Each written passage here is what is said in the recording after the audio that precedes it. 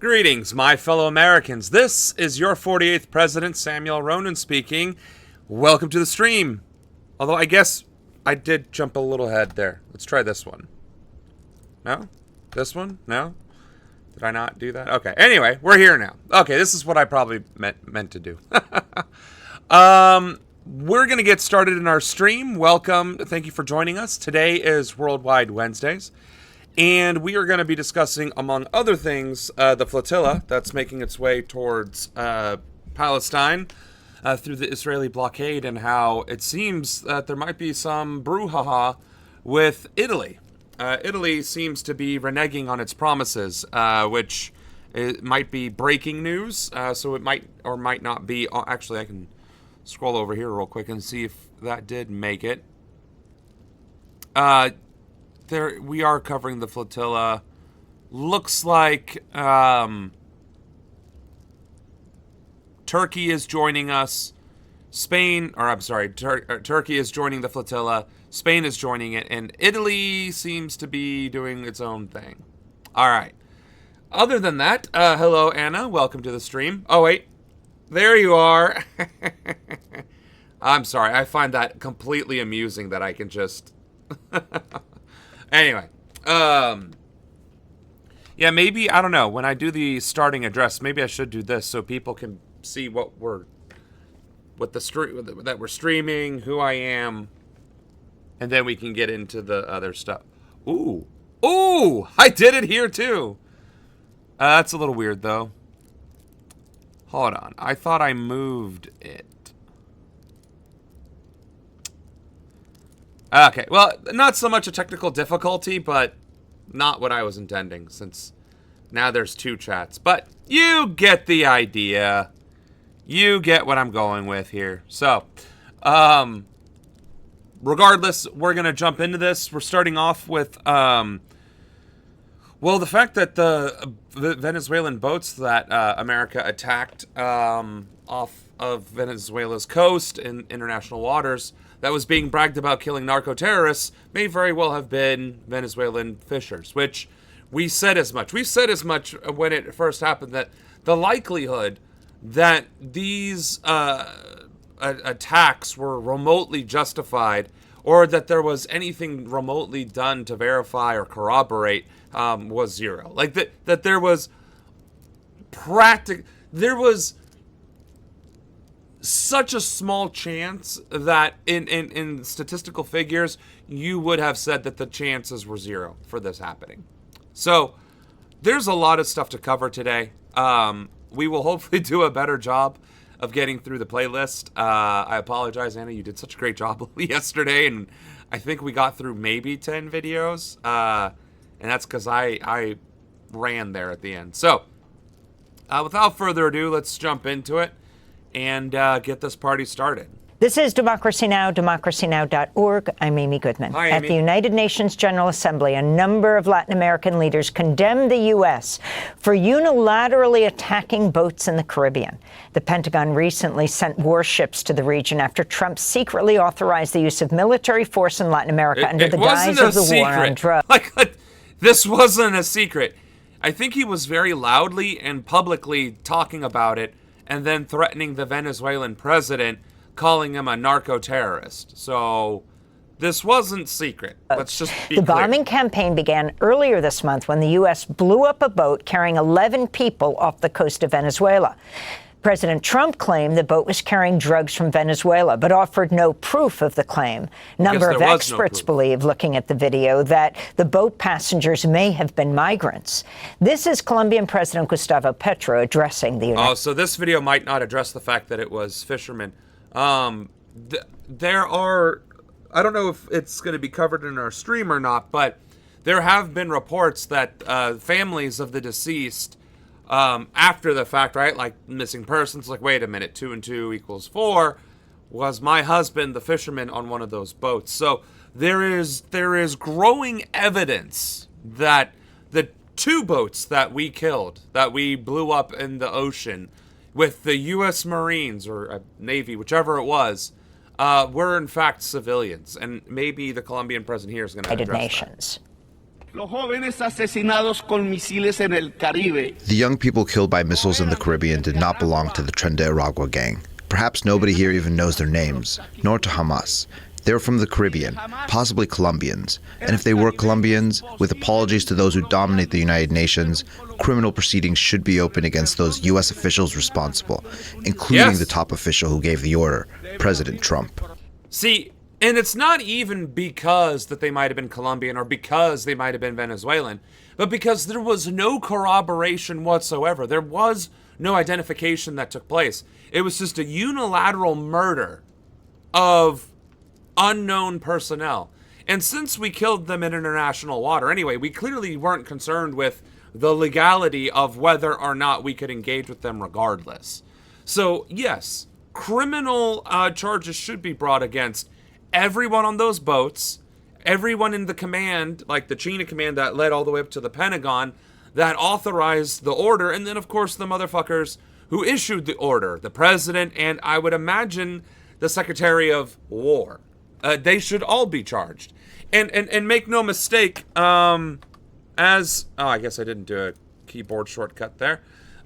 Make no mistake, as president, I have every intention of charging everyone involved. Like, that's one of our primary policy positions is to unilaterally hold accountable every member of this administration and everyone who aided and abetted and was complicit. Because that's exactly what needs to happen. And the fact that it hasn't happened, and the fact that the judiciary and Congress, the several states, they're all in collusion, working together to make sure that fascism happens in America. It's a failure of our Constitution. It's a failure of our democratic way of life. It's a failure of freedom. It's a failure of justice. It's a failure of everything that we once thought we were. We cannot be the land of the free, home of the brave, if we don't have the means to hold our leaders accountable. And don't get me wrong, we do have the means. It's just the means that were in place were the Supreme Court, was Congress, was all of the lesser courts, the several states protesting, journalists, and then, of course, the Second Amendment. But if literally none of those things are being utilized, and two of those things require significant numbers in order to be utilized, then those fail-safes clearly don't work, do they? Right? We do not have mechanisms in place that if this happens, it is immediately authorized to remove them from power and send them straight to jail. Do not pass go, do not collect $200. We do not have those mechanisms in our country. In our Constitution... Oh, damn. Sorry. We don't have those mechanisms in place, and that's the issue, folks. That is 100% the issue, is that we do not have those mechanisms in place. They don't exist. I mean, they are non-existent mechanisms that are fail-safes for when the government and military and the states collude. What do? I mean, we even have the FBI colluding, the CIA colluding. We have law enforcement colluding. We have the secret police. The Gestapo. ICE colluding, right? And then you have the National Guard colluding. And then you have the military not necessarily colluding, but also not ignoring orders either that are unlawful. And there is a mandate to only obey the lawful orders, right? Killing people without verifying who they are first is not a lawful order, and carrying out that order is not covered at all. It's not protected. You are going straight to jail. Okay? So that is the difference between my administration and the future that we need in this office compared to what we have. So, going back to that. Cuba's Foreign Minister, Bruno Rodriguez, also condemned the U.S. strikes in the Caribbean. The interception and destruction of boats, the extrajudicial killing of civilians, the interception of fishing vessels and aggressive actions by the United States and the Eastern Caribbean create a dangerous situation that threatens regional peace and security. I reiterate Cuba's unconditional solidarity with President Nicolas Maduro Moros, the Bolivarian Republic. I keep forgetting that Fidel is not in charge of Cuba. And I know that he wouldn't have been the foreign minister regardless, but, like, it just... when you think, like, I'm of an age where when I think of Cuba, I think of Fidel. Because I'm fairly certain Fidel's been in charge of Cuba since my parents were born, like since they were around. And just to see a different face associated with Cuba is crazy. Sorry, and since 1959, damn, that's longer than my parents have been alive. That's crazy. No, yeah, absolutely. The Secretaries of State, Marco Rubio, should also be held accountable. He was bragging about bombing them. Exactly. Yeah, no, it just absolute menaces. Our entire administration are just war criminals. Republic of Venezuela and the civil military union of its people. For more, we're joined by Carlos Fernandez de Josio, Cuba's deputy foreign minister, here in our New York studio. Welcome back to Democracy Now! It's great to have you with us. If you can start off by responding to the U.S. bombing these boats, most often linked to Venezuela, and boarding a fisherman's boat, what you think is U.S. plans and what is Cuba's response? Well, thank you for having me. We believe that the whole military presence in the Southern Caribbean, extraordinary and extravagant in our opinion, is a threat to Venezuela and to the countries of the region. There's no real reason for that to be there, and the justification that they're fighting drugs or organized crime is believed by no one. Well, not only is that believed by no one, but why are we using the military and naval warships to combat narco cartels, narco-terrorism in the first place? Wouldn't that be the purview of, in this situation, the CIA or the Coast Guard? Which, again, the Coast Guard would have no mandate outside of the coast, just like the military has no mandate on international waters, right? We cannot just be wherever we want to be because we're America. Like, legally, we can't do that. But obviously, the reality is we can do whatever we want because we're the most powerful planet or military on the planet, right? So what he's saying is by being in those positions and engaging in this violence, we are exceeding even the exceptional mandate that is American hegemony and military supremacy in the world. And he's not wrong. We're just unilaterally bombing people. Well, that's not okay. And as I have said already, it is illegal to engage in any sort of military action without confirming the target. It is unequivocally illegal. It's illegal due to international law, and it's illegal due to our own federal laws and military laws of armed conflict, as they're better known. So, in no way, form, or fashion are any of these actions permissible. And the fact that, again, we have the 600 to 800 generals that were, screamed at. No, every single one of them could have said something or another to prevent this from happening. And they should have. And the fact that they didn't makes them at the very least compliant through silence. And although maybe that's not necessarily capital in terms of punishment, it is certainly grounds for dismissal. So, as much as I would like to say that, trust in our military leaders, evidently we can't do that either because they aren't doing a goddamn thing to stop the deployments or the engagement off of the coast of Venezuela, which again leads to my administration where heads will fucking roll, either metaphorically or literally. The attack on the boat, an extrajudicial attack, it's unacceptable based on international law, and we guess that U.S. domestic law. They're assassinating people for no reason, without evidence, and without showing what's the reason why they would try to attack these people. So how are Latin American leaders organizing at this point? The region the majority of the governments in the region have expressed their concern. There are instances of concerting ideas in the region through CELAC, through ALBA, but there's not today a full consensus on how to deal with this issue. Right, because if you do a military response, well, that's just playing into Trump's cards. And if you do an economic response, well, you have to find someone else to trade with. Now, granted, China and Russia have been making inroads in South America for a very long time. So that might be an actual possibility. The fact that there doesn't seem to be an immediate consensus to sever diplomatic ties with America, though, is kind of surprising to me, because if I were the leaders of Latin American countries, I would be like, all right, fine, you want to come into my playground and murder my people? You can get all the way fucked. You're not getting coffee anymore. You're not getting our exports. You're not getting our lithium. You're not getting our oil. You're not getting our coffee. You're not getting our, I don't know, lumber, steel, whatever it is that we get from Latin America. I'd be cutting that shit off. I'd be cutting that shit off without hesitation. Oh, Fidel died in 2016? Damn, I'm living in the past, aren't I then? Whoops. Oh, well. So, we could finish watching this video, but we do have a lot to cover today, and I'm going to try and do a better job of it. But I think the rest of this is just going to be an interview, which would be most interesting if you're a political junkie. So I highly recommend watching it. Cuban Diplomat Slams U.S. Attacks on Venezuelan Boats by Democracy Now! Like and subscribe, because I'm on my page. That's fucking awesome. Man, I really love this. Being able to do this directly. Like, that just... I'm a fan. All right.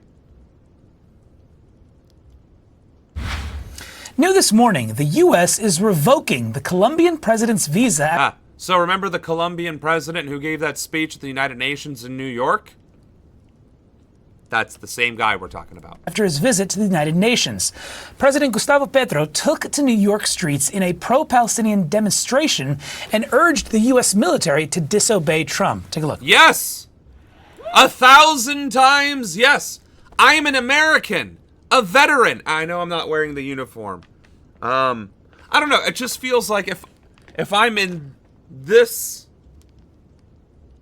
style of streaming, I feel like it's a different...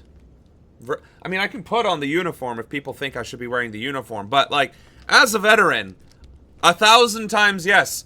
Disobey Trump. Disobey Hegseth.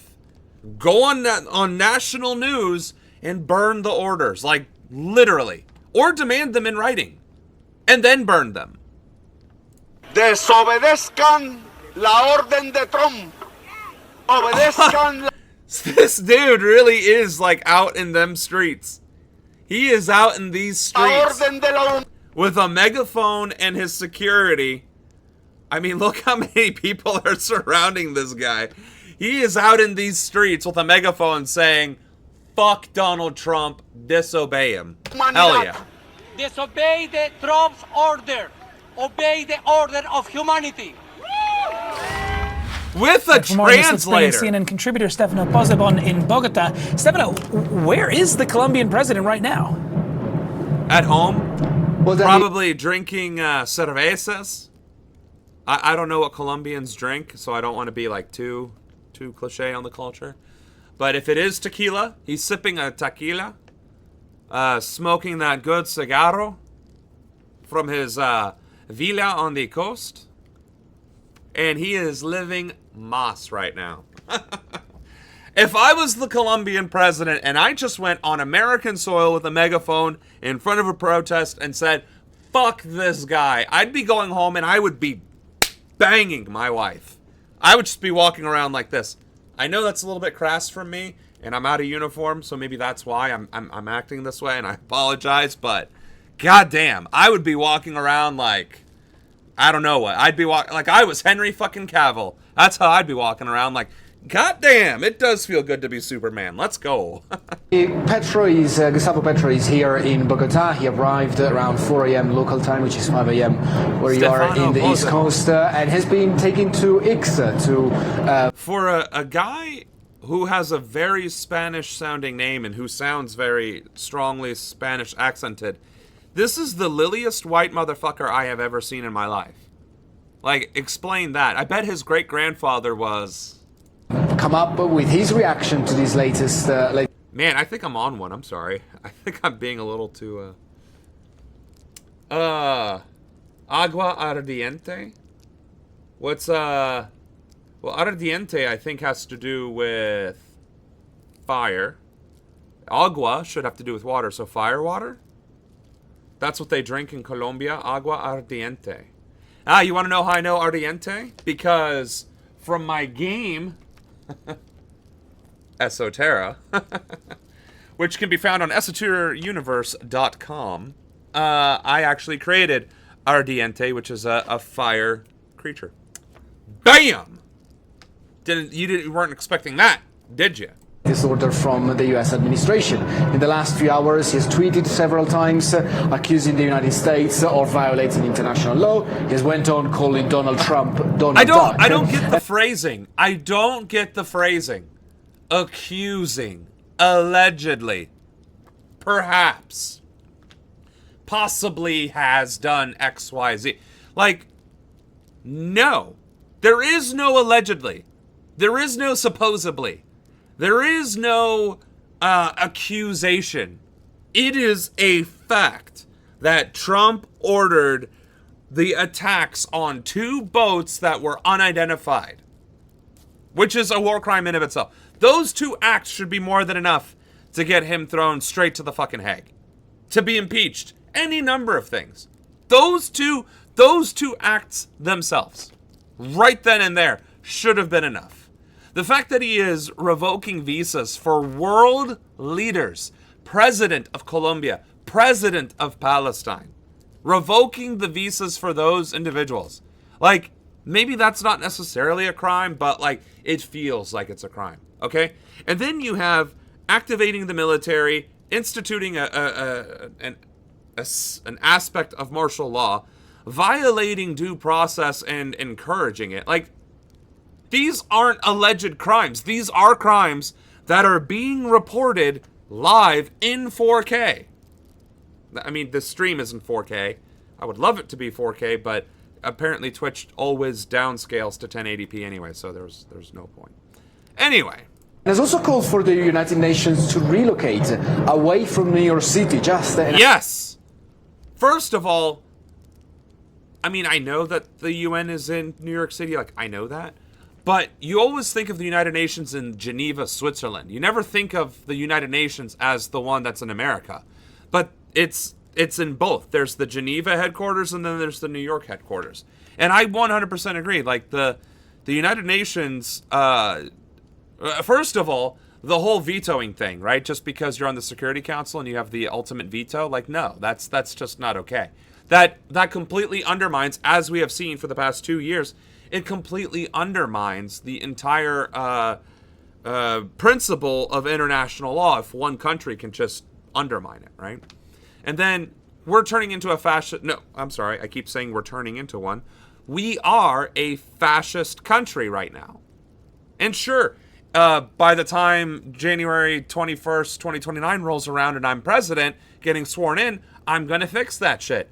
But we can't count on that. You know what I mean? Like, the international community can't count on me doing the right thing and then the next guy turning right around and doing fascism again, right? Like, you can't put that much trust and faith in a system, a country like that. So you got to put the faith and trust in a country that has proven itself. Or you create a city-state that's international and neutral by design, like a Luxembourg or something like that, right? So, like, essentially a Vatican, but somewhere else, and obviously not to do with religion. To put it in, like, Russia, China, Japan, Canada, Mexico, like, countries generally that have an agenda, and an explicit agenda, is just not a good idea. It's just not. Even if you put it in Brazil, Argentina, Venezuela, or Colombia, it's still, because it's still regional interests. Unless you put a UN headquarters in North America, South America, Africa, Europe, and Asia. At that point, sure. Makes perfect sense to me. But just to have one in Geneva, Switzerland, and in New York City, and then the rest of the African, South American, and Asian countries are just shit out of luck. That doesn't make sense, does it? Doesn't make sense to me. Ana la Diosa, that's my nickname, Ana la Ardiente. No, I can believe that, because you definitely can get fiery.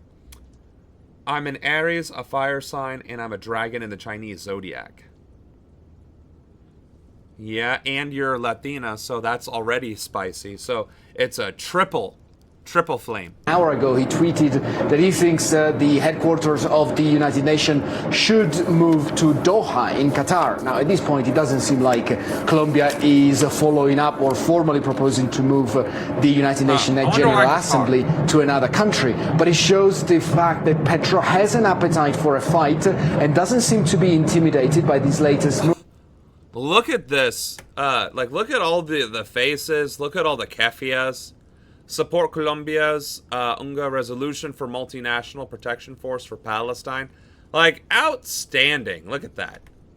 Look at all of this support and all of this multiculturalism. And, again, all of the involvement for Palestine. Like, that is just chef's kiss.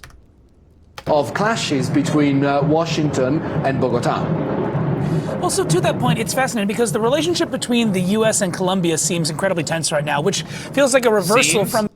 The only relationships that exist with this country are tense or fellow dictatorships. Like, because of this idiotic administration. Again, there was none of this international tension prior to the Trump administration. Now, granted, I'm not saying Biden was peachy keen on foreign policy. I'm not saying that, nor am I saying Obama was. But what I am saying is we weren't at this stage of the game. We were actually having and improving trade relations or international diplomatic relations with different countries.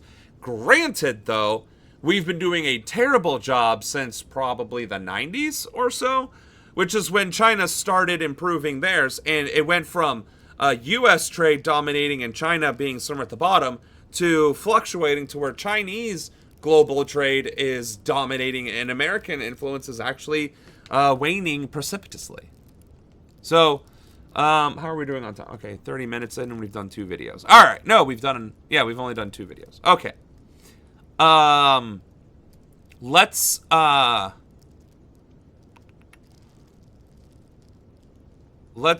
Oof, Jesus Christ.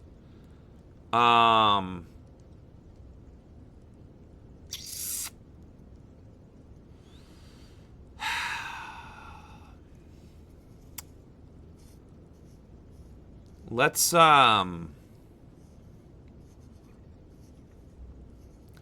do this one. Let's do this, and then we'll talk about remembering Jane Goodall. In the light of the Petro has an appetite for fight. I love it. Yep, I think we can all agree that we need more of that, not just abroad, but at home as well. Trump is literally destroying all relations, even with allies. He promised the opposite. No, it's exactly that. Sorry, I kind of got to, like, mentally prepare myself for this. I'm surprised I actually wasn't following them. Oh, that's because this is my stream channel.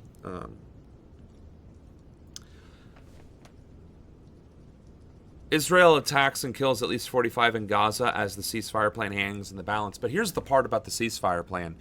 It's not that it's hanging in the balance. It's being dictated by the U.S. and Israel. Palestine has no say in it. And literally Israel attacked Hamas leadership that was negotiating in Qatar. Before the negotiations even happened, they got attacked. Which is being, I guess, remotely discussed, where Netanyahu...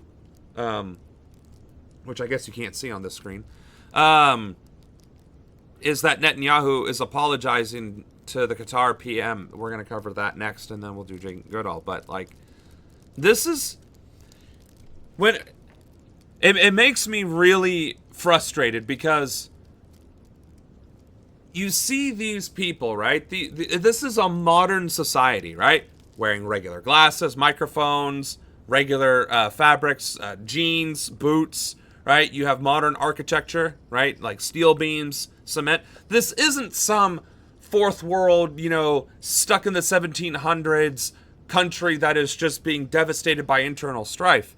This is a modern country, a modern state, a modern people being erased by a nuclear superpower that is being funded by an even stronger nuclear superpower. Do you understand that? Like, I don't think people understand the reality that This could be Chicago, this could be Columbus, this could be Houston, this could be Los Angeles.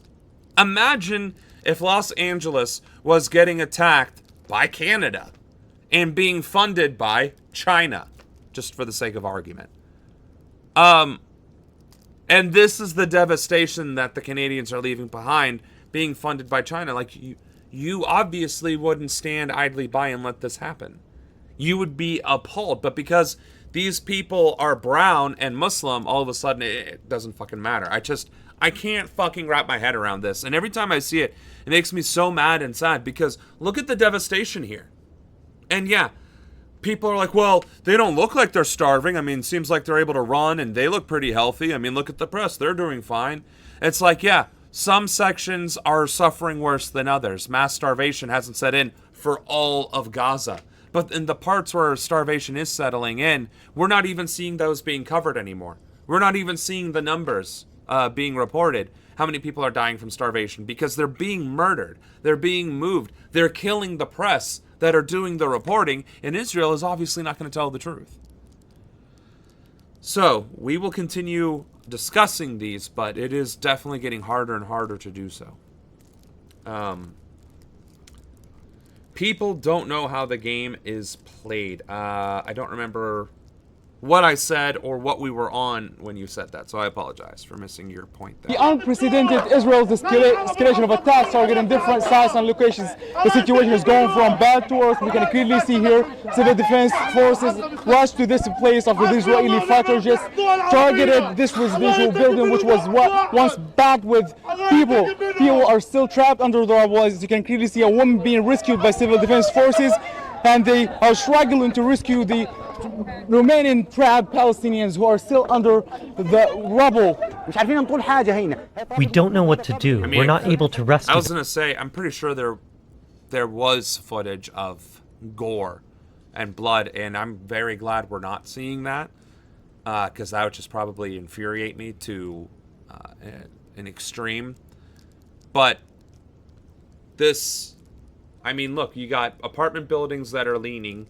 You have barbed wire everywhere, and there is a damage to every structure that you can see, and never mind the roads.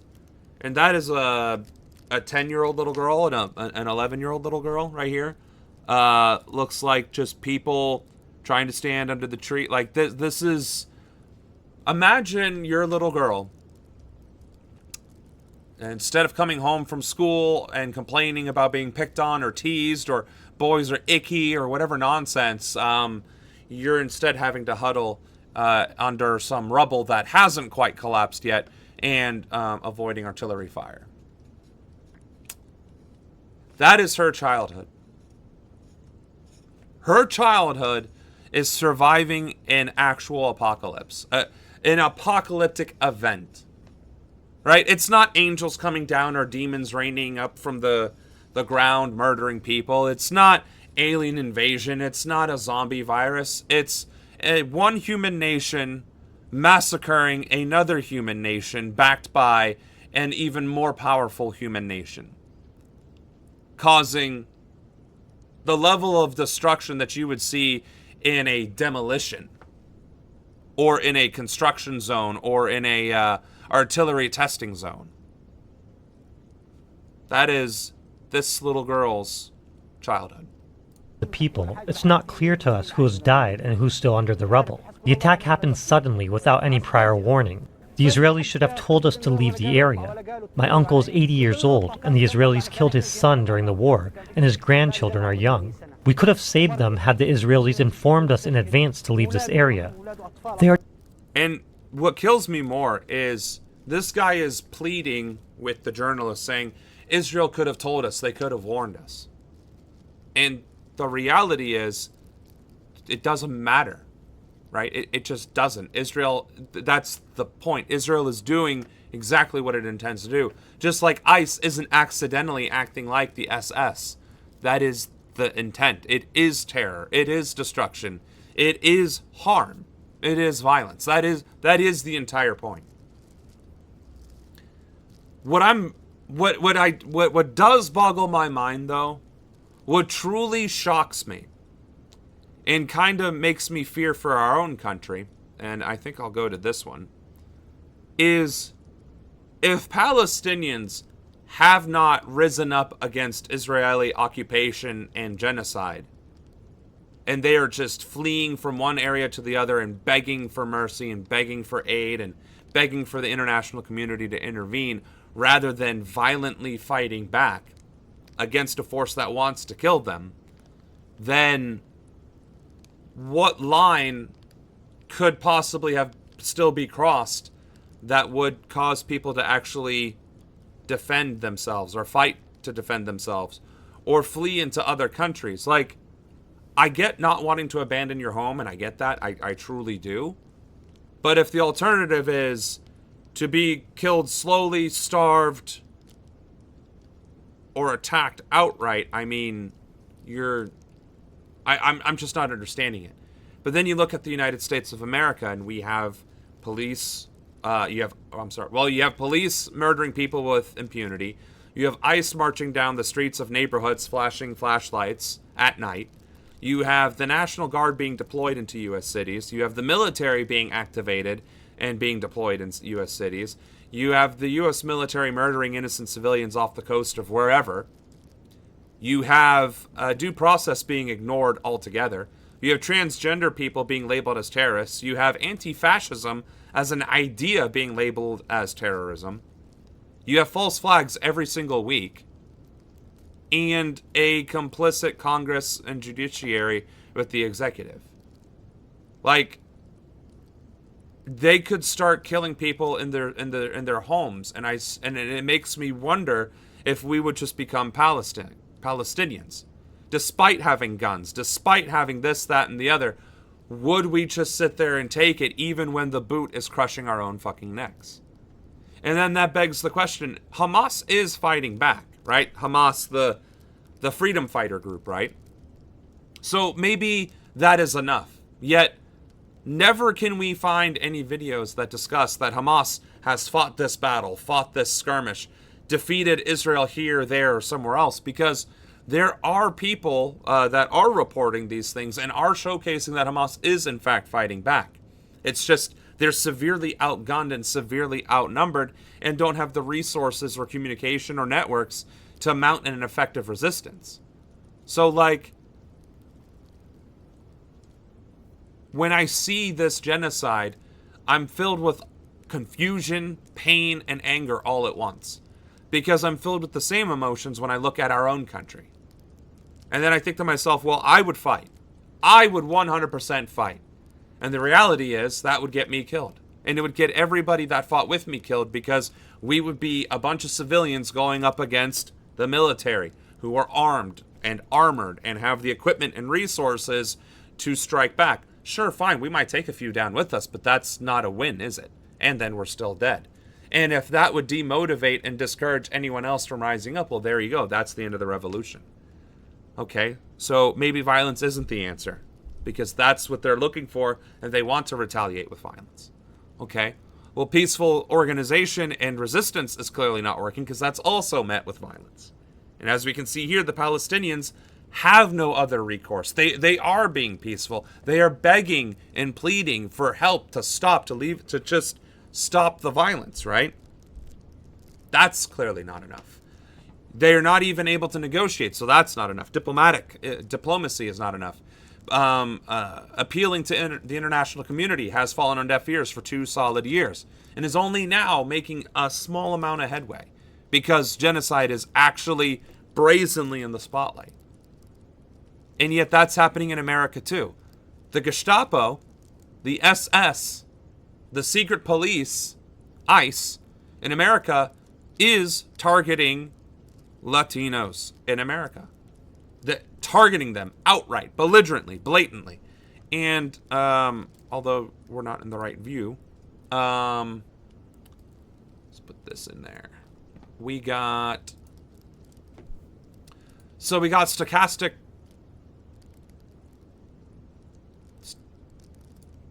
So we have stochastic terrorism, which is to describe a mass-mediated process in which hostile public rhetoric, repeated and amplified across communication platforms, elevates the statistical risk of of ideologically motivated violence by unknown individuals, even without direct coordination. We have that. We have incitement to terrorism. We have just outright terrorism, the definition of terrorism, right? Terrorism, again, which I guess that's a duplicate. Where else do we have... What's this?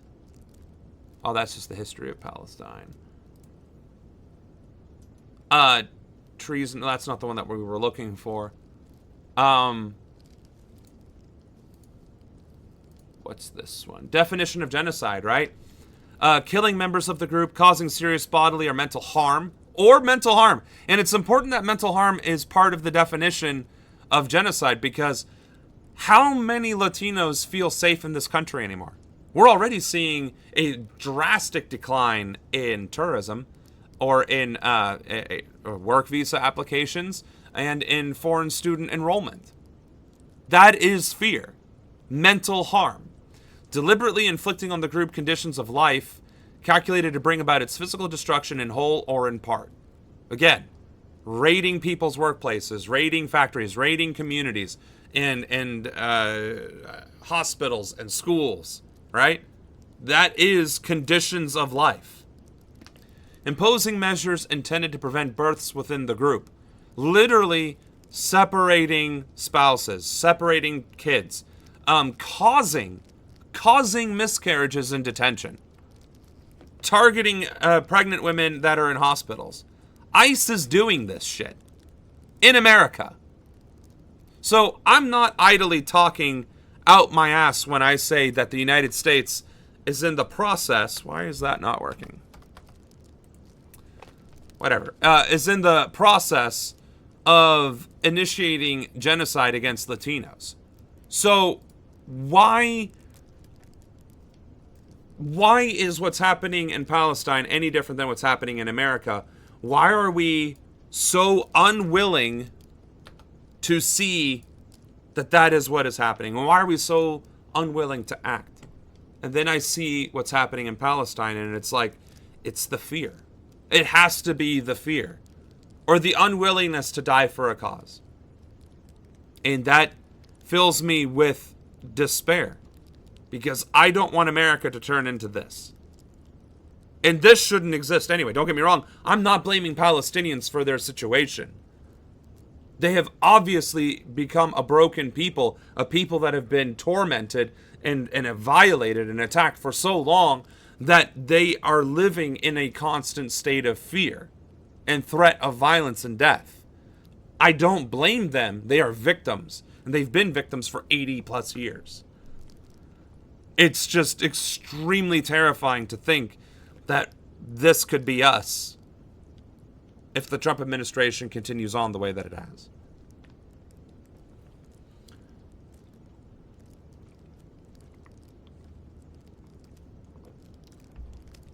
The cruelty and the killing of civilians is not just collateral damage. It is by design.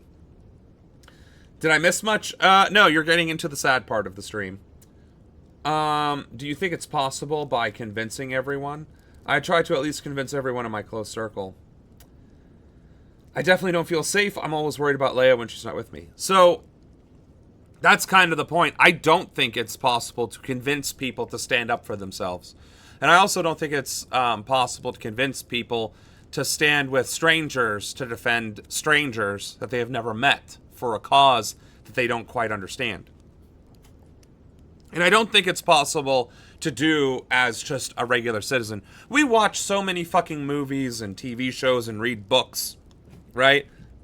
I haven't read this yet, but I imagine this is kind of that story where, or actually, let's see. It's America, 1962.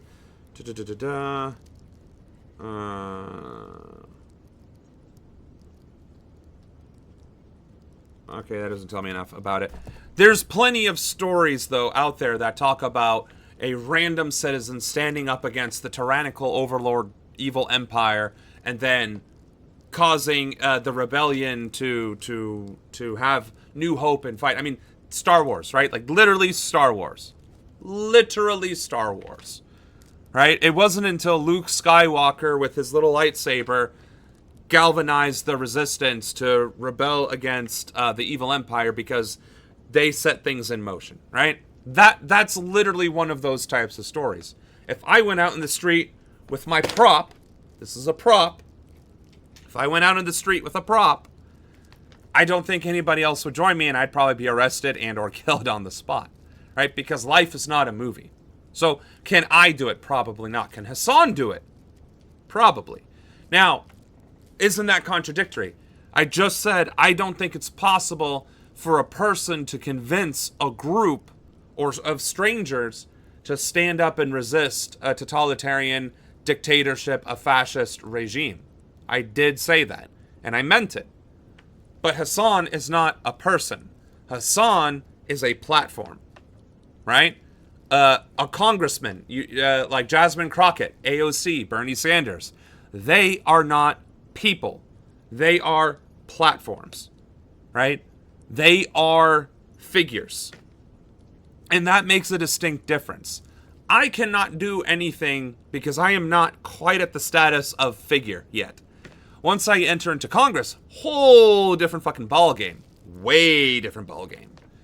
But right now, Samuel Ronan, the streamer, with less than 40,000 viewers, well, I mean, if I had 40,000 viewers, that makes me a platform. It makes me a figure. That is something that I can galvanize. If even 3%, because the law of averages when it comes to sales and conversion is that 3 to 6% of an audience will convert to your sale, your product, your service, right? So 40,000 people is a lot, but 3 to 6% of that is anywhere between 1,200 to 2,400 individuals. 2,400 people organizing in their city is a significant amount of people. 2,400 people circulating petitions, getting people signatures to go on the ballot. That's significant. 2,400 people getting their circle to participate and getting another 1 to 5 people supporting has just increased it to another 24 to over, what's the math? 12,000. And if each of them and each of them and each of them, the platform grows. And that's how movements go, right? It obviously always starts small and it builds, right? If everybody that was viewing right now, if every single one of you could convince one person to watch this stream and to get ready to circulate petitions and get signatures for ballot access or to support a local candidate that is actually worth a damn, that would be 10 more people than we had prior, right? And if those 5 could get another 5, and those 5, and those 5, we could absolutely balloon into a massive, massive movement. And even though some of you are from other countries, because Apolitical, I believe you're from the Netherlands. So even if you're outside of America, you could be building your international movement through this stream. And we are an extremely small stream. The size doesn't matter. What matters is the conviction, the willingness to commit to that fundamental change. If Apolitical, for example, and I'm not trying to call you out, Apolitical, right there. If Apolitical called his elected leadership every day and left voicemails and sent an email and a text message every single day, would he make an impact? No, one person is not going to make an impact because they don't give a shit about one person. That's the reality. But if Apolitical could convince just one other person, that's 2. And if they could then convince another person and another, the law of doubling 2, 4, 8, 16, 32, 64, 128, 256, 5, 12, 1024, 2048. You see how this immediately starts to balloon? If every single day we could double our impact, we could have a national general strike, an international general strike in, well, we could do the math. Let's do the math. What would that be? It would be, I think it's 2 to the 12th. Yeah, hold on. I already screwed it up. 2 times 2 times 2 times 2 times 2. So that's 5, 6, 7, 8, 9, 10, 11, 12. Nope, it would have to be... So, and if we just do... Let's do a fortnight. Let's just call it a fortnight. So, the possibility... Was that a plus? Ah, damn it.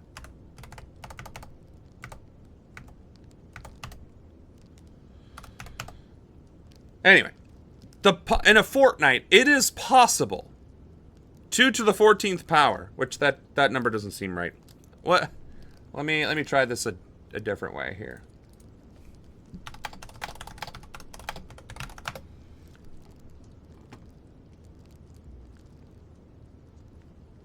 Uh, 15, 16, 17, 18, 19, 20, 21, 22, 23, 24. 16 million at 24 days. Okay, now we're getting somewhere. So, okay, it would probably take 30 days, is the long and short of it. I'm sorry. Sometimes I get really nerdy. I'm in stream, so sorry if I lose you on that. In approximately 30 days, all right, 24 days gets you 16 million, or 32 million. And then 64, 128, so on and so forth, right? And 16 million is a very large population. Most countries don't have 16 million people. So, you could imagine, right, 16 million people in 23 days. If every person that was engaged could convince some other person to also get engaged and do that for 23 days straight, you could have 16 million people rising up. And in America, that's a little bit over that 3% that we need. And if the next day you got a doubling, which would be 32 million, now we're cooking. That's 10% of the U.S. population. That's almost half of Germany's population, right? That's almost half of Iran's population. So, do you see how the doubling effect can be revolutionary? It's just convincing the people involved in the revolutionary action that it is possible, that it is truly possible. Typically takes somebody that they can believe implicitly, and those are figures. Those are people that are considered platforms. So, can I, Samuel Ronan, convince all of you who are watching to do the doubling effect? Probably not. Otherwise, I think we would have already kicked Hassan's ass already.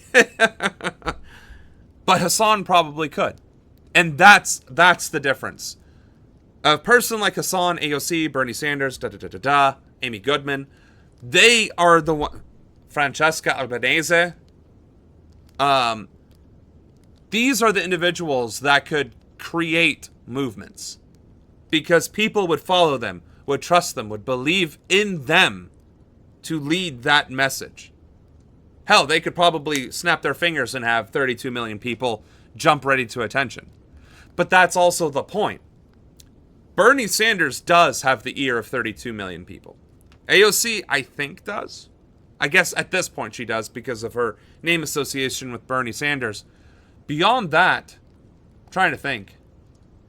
I guess theoretically Obama could, but we can't trust Obama.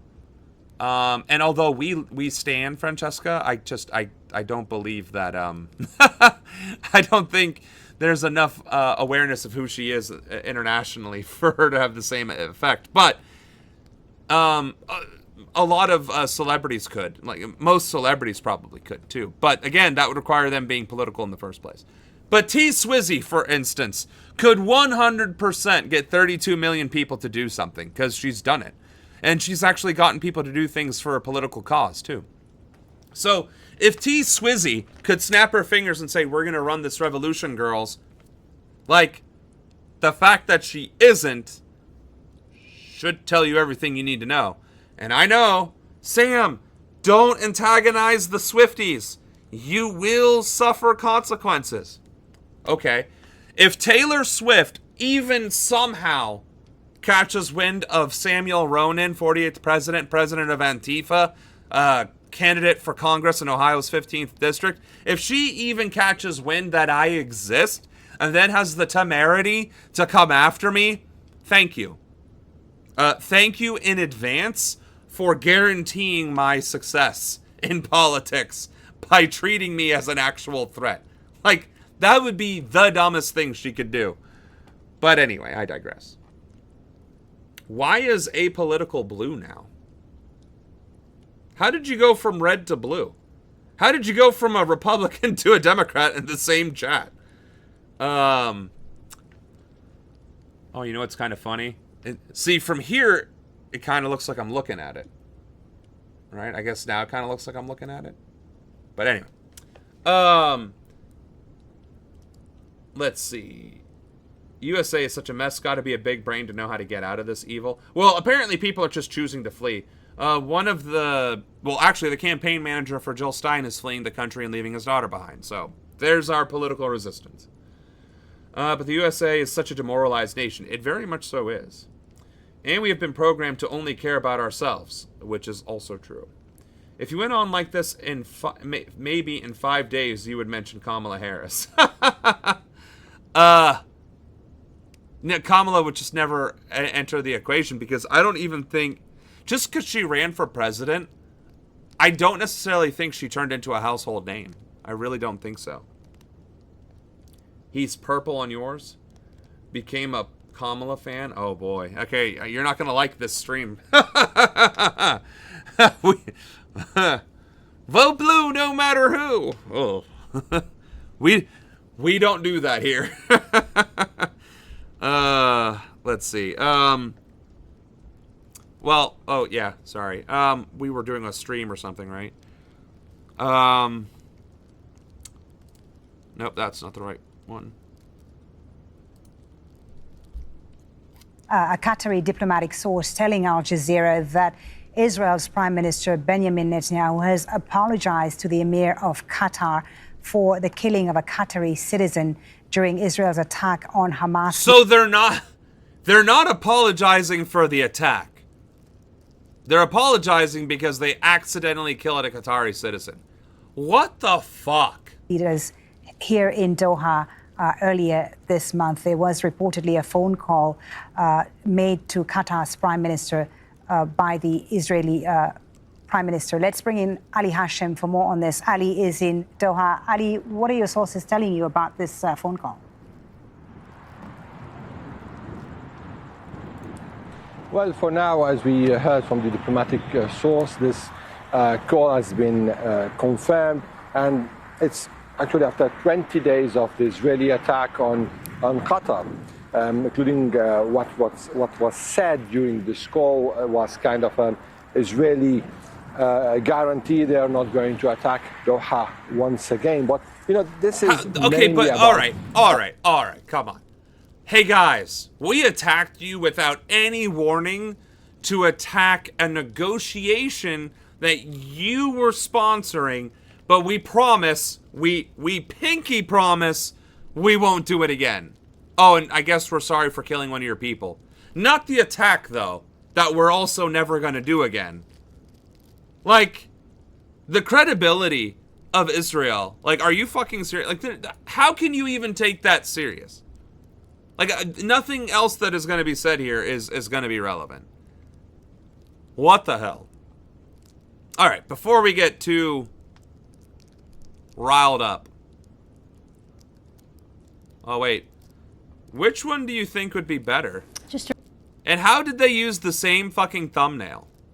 Really? How are they using the same exact fucking thumbnail?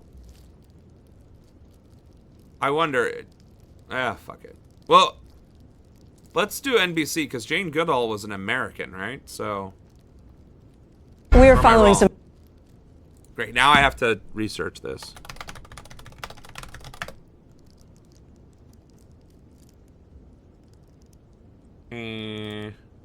British. Oh. Okay, well then we should watch the BBC News version of it. That would be the most appropriate. Just a reminder of that breaking news that came into us in the last half an hour, and that is that the conservationist Jane Goodall has died at the age of 91. The Jane Goodall Institute said in a statement that she'd passed away due to natural causes. She'd been in California as part of a speaking tour in the United Oh, is that why I thought she was American? Because she's like always in America doing speaking stuff? My bad. States. Dr. Goodall's discoveries as an ethologist revolutionized science, the Institute says. They say she was a tireless advocate for the protection and restoration of the natural world. Of course, many people will know her as a world-leading expert on chimpanzees, and the work that she did on chimpanzees also helped us understand more about humans as well. And she first went to Africa at the age of 26 to study chimpanzees. She had no formal scientific training, but managed to remarkably win the trust of primates. And she carried on working right until her death. Of course, as that statement says, she was on a speaking tour, and she don't... Damn. So that's right. I mean, she did die while still 91 years old and going on a fucking speaking tour. Like, we could all... Honestly, 91 years old and on a speaking tour, and we have a 78-year-old president that can't even make coherent sentences. Like... recently been speaking on stage in New York City just a week ago. She'd been interviewed about her career and her work. And 2 days later, she actually appeared on the 26th of September, just a few days ago, on a Wall Street Journal podcast. And actually, she was due to go to Washington, D.C. on the 7th of October. Her website... She was actually supposed to be in D.C. on October 7th, the anniversary of the start of the genocide of Palestinians. I can only imagine the absolute mic drop that would have ensued with her speaking there. It says that her mission involved building an international community of action fueled by hope, and that was at the centre of what drove Jane Goodall. So, remembering... Damn. That's fucking impressive. Just outright impressive. Rest in peace, rest in power. Legacy, I mean, I don't... I obviously can't speak to all of her accomplishments. You know, I'm not a Jane Goodall biographist or anything like that, but another real one that we lost. I mean, damn, we are losing good, outspoken people left, right, and center this past week. I mean, we lost Asada Shakur, Jane Goodall. I mean, like, there aren't that many good activists left that actually fought the fight. You know what I mean? When good people die, you got to continue the mission for them. No, that's true, but that's a lot of fucking missions to continue, and not enough people picking up the slack, right? Like, sure, I'm picking up the liberation of demographics movement, right? Like liberation of Black liberation, Latino liberation, African liberation, queer liberation, Asian liberation. Like, I'm trying to do all the liberations here, but I'm only one person, and I am not representative of any of the liberation movements because I am a white male. Like, that's right. That's kind of part of the problem. Even women's liberation. I'm not a woman. I'm advocating for women's rights, women's liberation, body autonomy, the whole 9 yards, right? I'm going out of my way. And my policy on my website for women's rights was directly influenced by women whom I asked on social media, what legislation would you like to see passed that would guarantee you your rights? And then I copied and pasted it into the policy platform. And I will continue to edit it and adjust it to the needs of the people that it affects, right? But I am not a woman. So, as much as I want to continue the mission for the women's suffrage movement, for the fact it was 19... I don't know if the movements ever got changed to something else, but like 1975 is when women were able to have their own bank accounts and own property and this, that, and the other.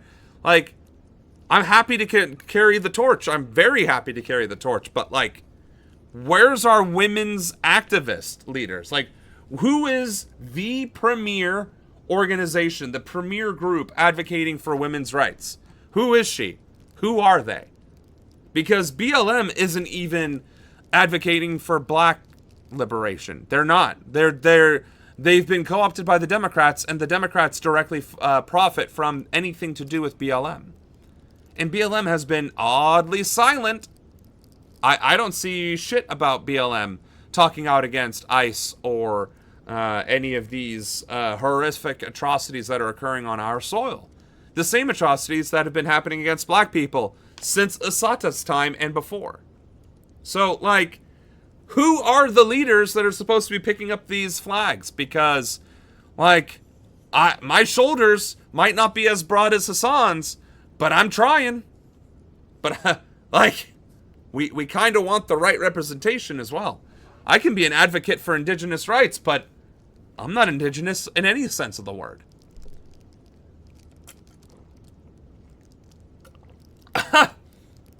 Why can't the orange clown die? Yeah, right? Of all the people that keep dying, it's good people, not bad people. You're not a woman? I'm shocked. I mean... Right, and same with the women orgs. They're not doing anything to actually talk about liberation or talk about actual freedom and justice. They're just like, oh, that sucks. Anyway, come and donate $30 to our org so that we can not pay ourselves a lot of money and drink wine. I guess we should cover this a little bit. The Trump and Netanyahu agreement on Gaza, which makes no damn sense. President Trump has declared that peace in the Middle East is beyond very close as he presented a new plan. Beyond very close? I mean, granted, he's not a wordsmith, but wouldn't you instead say within reach? Imminent? Upon us? Peace in the Middle East is upon us? Like, beyond... What did she say? Like, what did she say? That peace in the Middle East is beyond very close as he presented a... That doesn't... Whatever. New plan to end the war in Gaza in the presence of the Israeli Prime Minister. Benjamin Netanyahu said he supported the scheme, with both men saying Hamas must also do so. At least she's using the right terminology. Scheme. Because this isn't... this is a unilateral decision by two nuclear superpowers. Or Israel would finish its offensive. Hamas says it's studying the plan which demands it disarms and stops governing Gaza, and this may be hard to accept. The deal envisages governance being taken up by a committee of Palestinian technocrats, supervised by an international body headed by Mr. Trump, and later a possible Palestinian state. Okay, first of all, that's news to me that there are Palestinian technocrats. They're clearly not the ones that are being shelled and bombed by Israel. They must be fleeing and living elsewhere in the world. So the plan is to give the Palestinian Elon Musk and the Palestinian Trumps of the world leadership, governing leadership, power over the ravaged Palestinian people, but also directly oversawn by Trump himself, the individual, not as president of the United States, because she specifically said Trump, right? Like she said Gaza, and this may be hard to accept. The presence of the Israeli Prime Minister. Benjamin Netanyahu said he supported the scheme, with both men saying Hamas must also do so, or Israel would finish its offensive. Hamas says it's... Also, it will finish its offensive? You mean committing genocide?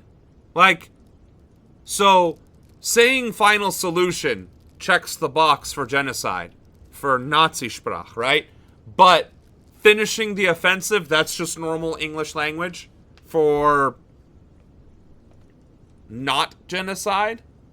Okay. Studying the plan which demands it disarms and stops governing Gaza, and this may be hard to accept.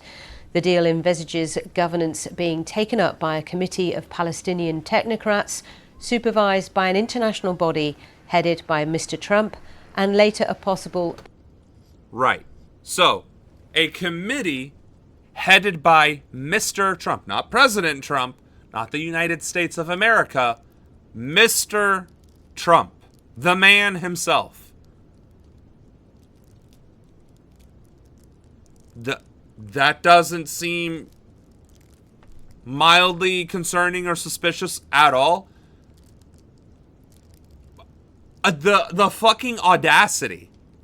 The fucking audacity that the plan involves Palestinian technocrats, which, again, that is a phrase new to me, and Donald Trump himself, not as president and not as the country of the United States of America, but Donald Trump himself would be overseeing Palestinian sovereignty.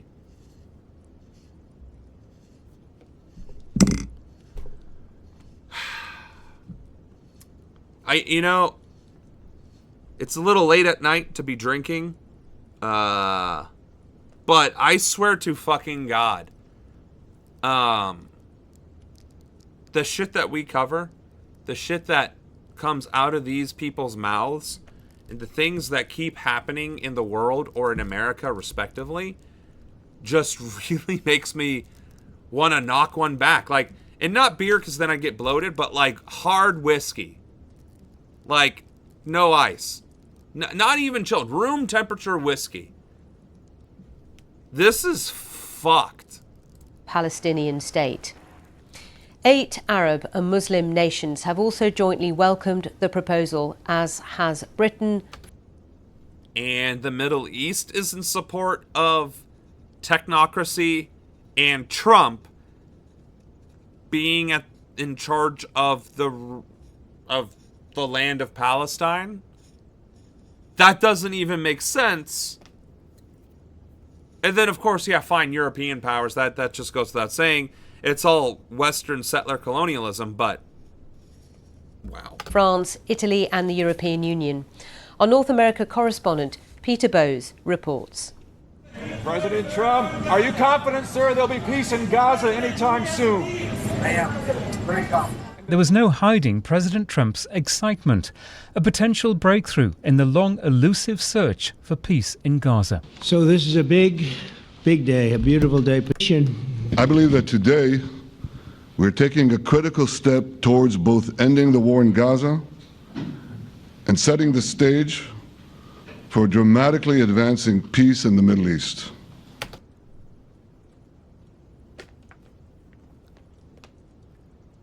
First of all, I can't even make this up. I could not have staged this better if I tried. The American flag is standing behind Netanyahu while I might add, a presidential seal is in front of him, saying we will have achieved peace in the Middle East. If you needed any more fucking evidence, who's in charge of America? There it fucking is. Secondly, where the fuck do you get off as the imperialist power that's committing genocide, saying I feel confident that we all have agreed that this will bring peace in the Middle East, when you're the reason why there isn't peace in the Middle East in the first place? And everybody's patting themselves on the back. Oh, you've committed genocide for 2 years, and then another 78 on top of that. But we're going to put a stop to it if they agree to stop resisting. And all of Europe is like, oh yeah, this sounds like a perfect plan, yes. Let's put more neoliberalism and capitalism in charge of everything, and specifically the man, not the president, and certainly not the United States of America, the country, in charge of Palestine. No, we want specifically the man, not as president, and certainly not representing the United States of America, but specifically the man in charge of Palestine. Like, this is deeply fucking disturbing. Deeply disturbing. Man is nerding out. Optics enjoyer. You expect the U.S. president to speak proper English? Yeah, well, okay, so that was from the previous. I'm sorry. They do not even try to make sense, but I think they mean Hamas. So every Palestinian citizen. This is what I was talking about when I said Netanyahu looked like the president yesterday. And engaging as the demon's nonsense rhetoric drains the soul out of me. Yeah, no, it really fucking, it really does. Like, if I wore a nice suit, a white shirt, and a tie, I would look presidential sitting back here too. Like, because it's the room, it's the thing, right? But it's the simple fact that if you saw these two individuals and you had to pick which one was in charge of the country of the United States of America and which one was in charge of Israel and committing genocide, which one would be committing genocide and in charge of Israel, and which one would be in charge of the United States of America? Right? Who looks presidential? So anyway, that is optics. Like, that is insane. Granted, my chat is covering the Israeli flag on the actual screen. It wouldn't look that obvious. I guess I'm still blocking it. But, like, President of the United States, Netanyahu, right? On fucking... But I can't even wrap my head around this. I'll make this just a little bit bigger so we can still see the fact that we're doing videos here.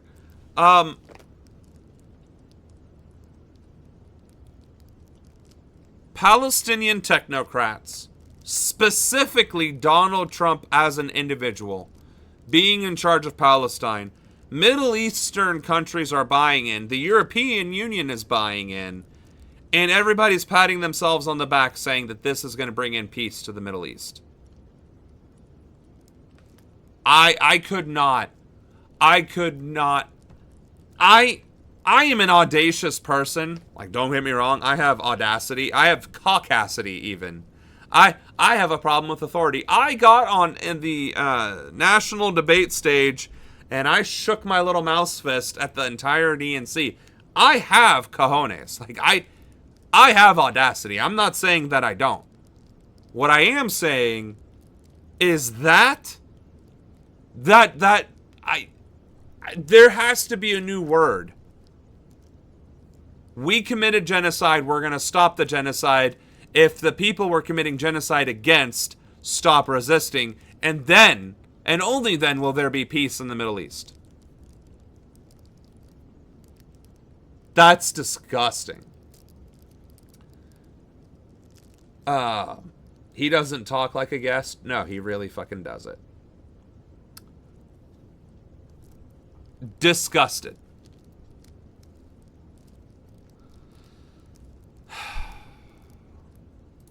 What do we got now? Oh, another empty. U.S. President Trump, and you can see it down here, right? You can see that down here. Trump signed executive order giving security guarantees to Qatar after Israeli attack. Motherfucker, we were already guaranteeing their security. We were already an ally with Qatar. We're allies with Israel. And Israel bypassed us to attack the embassy anyway. I mean, let's listen to a little bit of it. Why Donald the Trump fuck has no? signed an executive order giving security guarantees to Qatar, stating that any attack on the country would be considered an attack on the United States.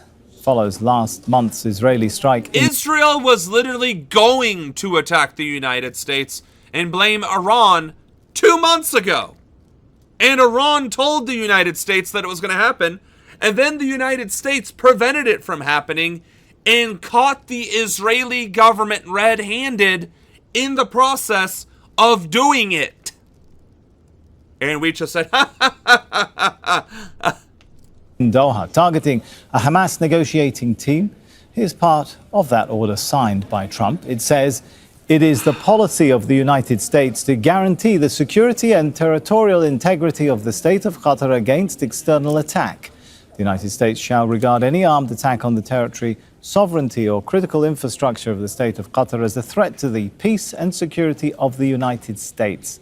In the event of such an attack, the United States shall take all lawful and appropriate measures. So, something about legal verbiage that might be lost on people, and I apologize, we're getting into Professor Ronan's education class. When you use the word shall in a legal document, in a document that dictates policy or process, shall is essentially the word of God. This is a thing that is going to happen. In the event of such an attack, the United States unequivocally will take all lawful and appropriate measures, including diplomatic, economic, and if necessary, military, to defend the interests of the U.S. and the state of Qatar and to restore peace and stability. Shall is a lever. It is a button. If this happens, the button gets pressed, the lever is pulled, the e-stop is hit, the machine stops working, and this is the result of it. Green light goes red light goes green light, right? Like a state of affairs changes, right? Gravity has now ensued. And the United States the result is the United States is going to take action. So when you see the word shall regard any armed attack on the territory as a threat to the peace and security of the United States. That means if anything happens to Qatar, the United States is going to take that personally and will react accordingly. And it's going to do it this way, and it's going to do it that way, and the other way. But it's all moot because this was already the case when Israel attacked to begin with, and Israel was going to attack us regardless 2 months ago. And for all we know, trying to do it again. So, this is worthless. This is worthless because this regime is worthless, and the word of Israel is worthless, and the leadership of Israel is worthless. They're all criminals. I try to say 3 bad things just now. They are all worthless, lying scum that are war criminals and should be brought before the Hague. And there is a warrant for the arrest for Netanyahu from the International Criminal Court. So he is a criminal. It has been established that he's a criminal, and there is a warrant for his arrest.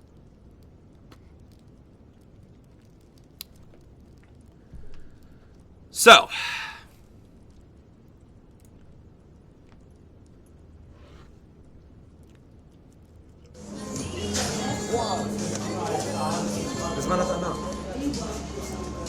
see, and this is the fucked up thing too. Israelis welcome. Oh, hold on. Can you see all that? I guess not. Let's try something fun. Israelis welcome. Well, I guess you'd have to get rid of my beautiful face too. Israelis welcomes Trump plan for Gaza, but remain uncertain about Hamas response. Right? Remember how I keep saying that Israel, like the citizenry, are complicit in the genocide, that they are complicit in all of the crimes that are being committed by Israel? This is that shit that I mean. How can you be on board with the peace plan and then be like, oh yeah, but the suffering of Gazans, that's terrible, that we shouldn't be doing that, and then literally promote the plan that guarantees the suffering of Palestinians, revokes them of their sovereign rights, and then strips them of any resistance abilities whatsoever? So, we got 6 seconds into that video before I just wanted to scream.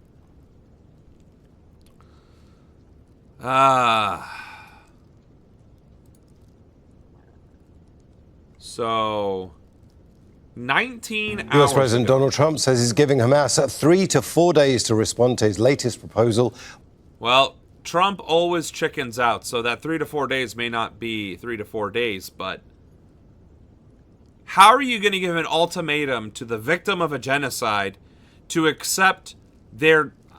Honestly, I don't know if the correct term is to accept enslavement. I don't know if enslavement is the right word, because it's not as though Trump would own Palestinians. But the problem is, he'd be on the ruling committee that governs Palestine, or what's left of it. And Trump has a propensity to treat everyone that he is above as if they are his playthings. And in this context, there is no, like, Palestinian constitution, there is no Palestinian official government, blah, blah, blah, blah, blah, blah, blah, right? So realistically, Palestinians would become almost stateless under this agreement, and Trump would have authority over them. That is almost definitively enslavement when the individual that is in charge happens to be Trump. On ending the war in Gaza, Trump has also warned the group there will be severe consequences and a very sad end if they fail to accept the deal. The ultimatum comes... Severe consequences? What's a more severe consequence than genocide? The final solution? So you're admitting that you are going to aid and abet the actual eradication of an entire people. If they don't accept you, specifically you, not the government of the United States of America or the president, but you as an individual, if they don't accept you as an individual as their supreme leader, you will aid and abet Israel in erasing them off of the face of the earth. That is what that's saying. A day after Trump's meeting with Israeli Prime Minister Benjamin Netanyahu at the White House, the two presented a 20-point... So why are you showing the video of him addressing the generals? ...point proposal on a ceasefire, if agreed to by all sides. You know, with Hamas, we want very simple. We want the... Yeah, I'm not listening to this fucking blowhard. Oh my goodness. It is 8:30. Let's take a quick break. This has been far more emotionally stressful and infuriating than I was anticipating. Let's take a quick minute to breathe, shall we? We will be right back, and we will well, I mean, right here. So we will pick up after our break. We will pick up on this video. Please enjoy our communist socialist music.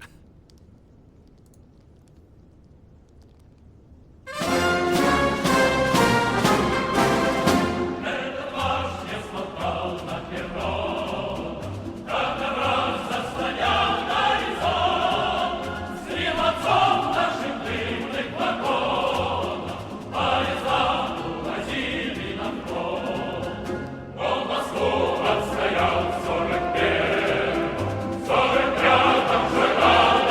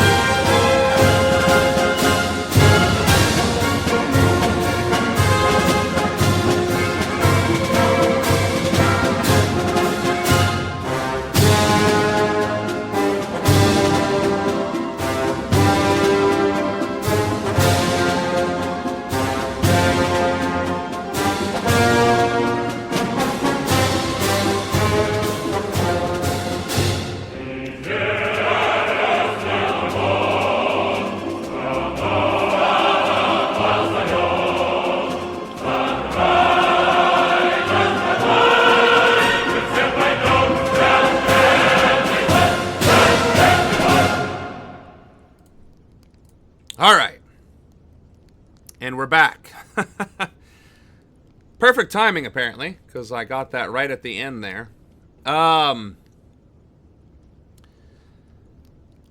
Let's see if the news does a good job of covering the fact that the peace plan ignores the interests of the Palestinian people. Let's actually, cover the side of the actual victims. The countdown continues for Hamas to make a decision on President Trump's Gaza peace plan. A senior figure for the militant group has told the BBC they're likely to reject the proposals.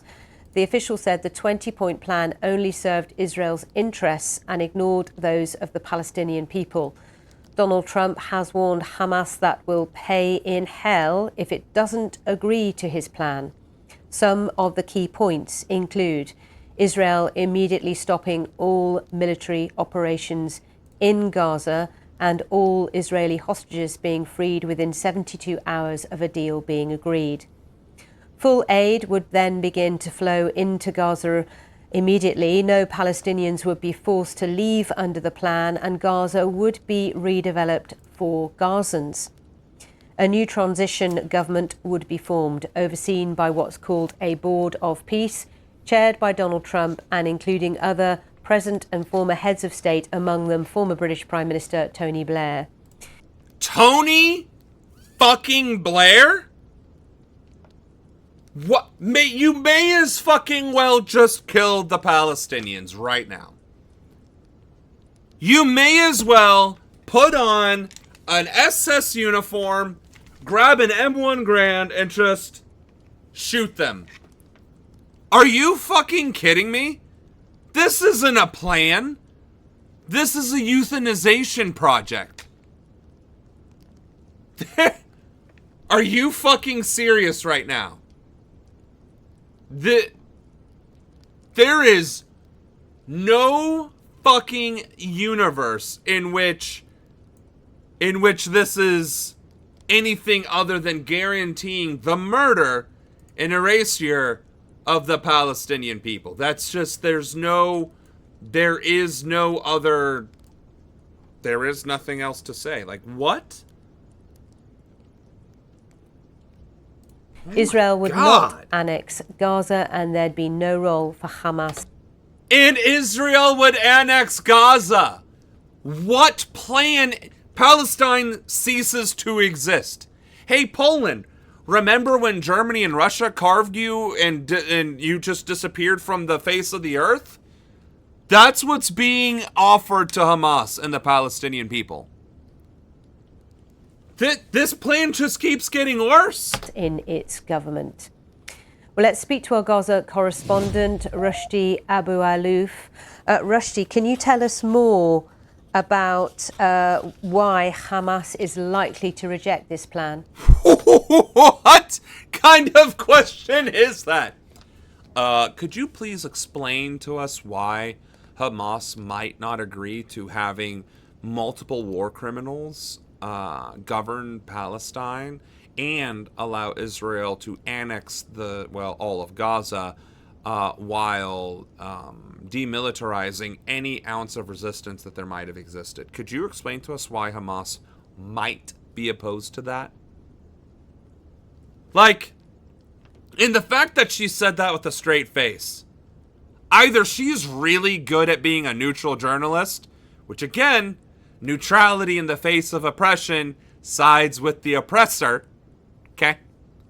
You're not being neutral. You're not being a good journalist or a reporter by being neutral in the face of genocide. You are aiding and abetting genocide.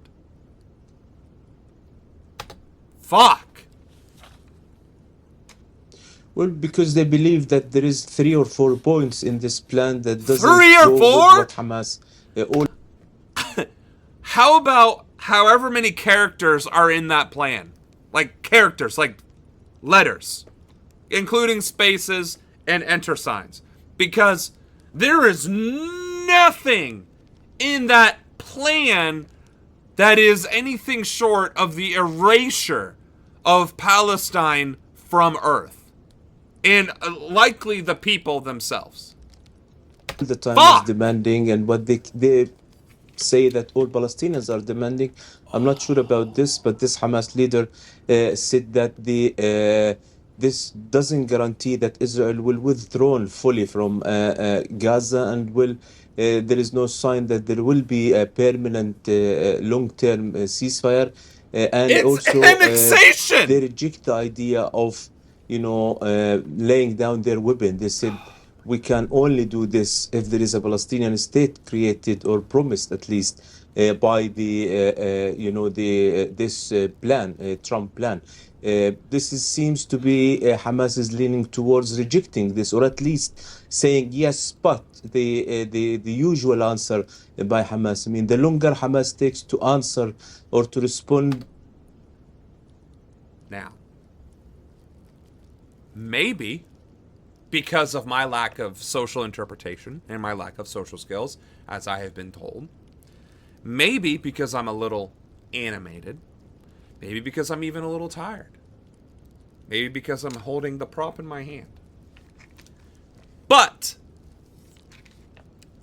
it sounds to me like this motherfucker is actually trying to sound as though Hamas is acting out of line. This isn't a sympathetic voice. I am not hearing a sympathetic voice for the people of Palestine or Hamas that is trying to, prevent Palestinians from being erased. Am I misinterpreting? Am I misunderstanding this gentleman? Because the way my ears and brain are hearing this fucker say that Hamas should just shut up and fucking color and accept the deal. Am I wrong? Am I the asshole? I'm really asking because, oh my God.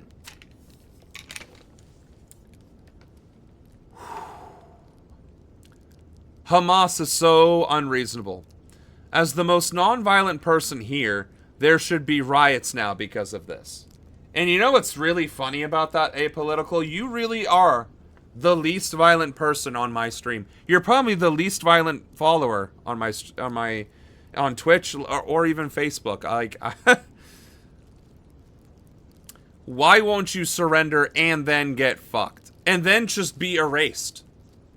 Outright. Just your existence gone. Remember when Istanbul was Constantinople? Motherfucker?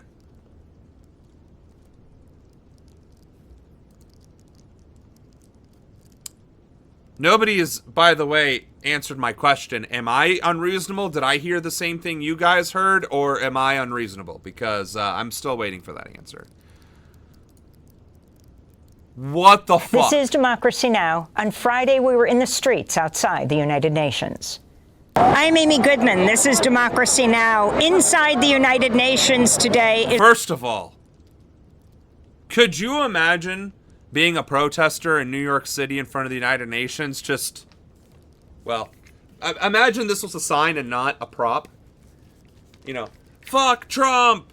Netanyahu's a criminal! Palestine! Free Palestine! And then right behind you is the Amy Goodman in the Democracy Now! Hat. That's like meeting, I don't know, what would be that would be like meeting Beyonce in person at a concert. That'd be like meeting Beyonce in a concert in the crowd. Right? Or Bad Bunny at a concert in the crowd. Or Cristiano Ronaldo? Cristiano Ronaldo? In the stadium of a soccer match. And none of these people seem to be aware of who is in their presence. That's gnarly. Cristiano Ronaldo. Okay, yeah.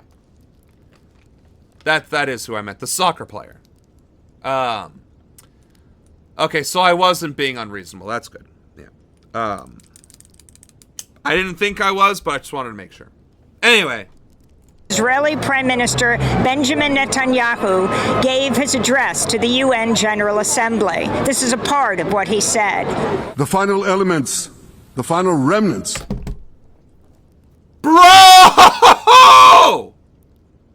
Bro is literally saying the final elements, the final remnants in his speech. Are you fucking serious right now? Nazi Sprach. Nazi Sprach. Fuck. Of Hamas are holed up in Gaza City. They vow to repeat the atrocities of October 7th again and again and again, no matter how. As opposed to the 2 years of genocide being committed by Israel, literally raping, literally murdering, literally sniping children in the skull, literally bragging about carrying the implements of Palestinians' homes that you captured, torturing, raping, and murdering Palestinian men, using them as human shields, using them for target practice, using white phosphorus, attacking civilian centers, hospitals, schools, religious sites, eradicating historical monuments and locations. But am I missing something? Like, all of those atrocities that have been committed every single fucking day. Oh, starvation. How could I forget starvation? Starvation as a weapon of war. And then murdering people who are trying to get aid. Am I missing something? Oh, targeting journalists, targeting doctors, literally targeting medical staff. Those atrocities are okay, but one attack that you yourself admitted was a false flag attack perpetrated by Israel in the first... Like, I can't. We're going to have to skip this.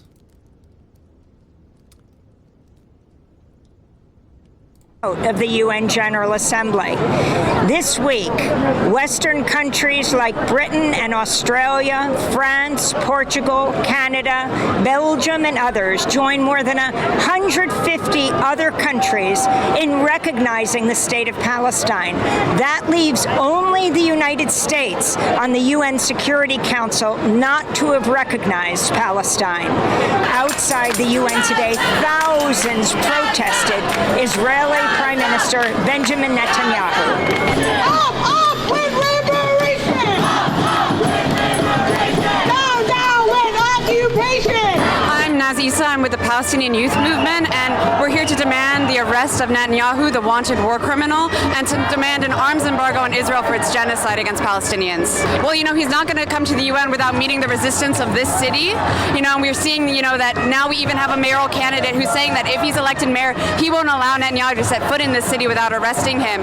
And so we're seeing the growing international isolation of Netanyahu, his bloc, and Israel, and that's what we're here to solidify. Symbolic rejection of Netanyahu isn't enough. Turning their backs on Netanyahu isn't enough. They need to take action as member states of the United Nations and impose real sanctions, an arms embargo, and a trade embargo on Israel. Now, I've said this before on stream, that when you protest, you need to make actual clear-cut demands. I'm going to assume her pronouns are her, female pronouns, right? Nasisa, looks female presenting. I'm going to assume, I know you shouldn't, especially at protests that are very left-leaning. And I'm not trying to be PC, nor am I trying to be cheeky, but I am going to assume she did this absolutely correctly. That's exactly what I wanted to see in these protests. And we need to see this in all protests. She was very clear on what the demands were of this protest, what they were advocating for and fighting for. And again, in a functioning democracy, if the international courts issued a warrant for arrest, in a functioning democracy, you would arrest that person that had the warrant. This shouldn't be a debate. This shouldn't be a protest. This shouldn't be an argument. But when you are colluding, when your national leadership is colluding with the war criminal, I mean, What are you going to do? And it seems like there's a pretty decent turnout here. Like, it seems like pretty decent crowds throughout here. But, like, we need hundreds of thousands of people. And New York has, what, 8 million people in it? Let's get a quarter of the population out in them streets and demand the arrest, or straight up do it. Like, did we not cover this before? If there is an international criminal court warrant, any country and any citizen can arrest that individual under international law. Now I forget what that was called. We covered it, and I know I saved it. I don't want to waste the time digging through it, but we covered this. Any one of these people could have done that. Granted, not with these numbers and the response that undoubtedly would have occurred, but well done. That's the main takeaway there.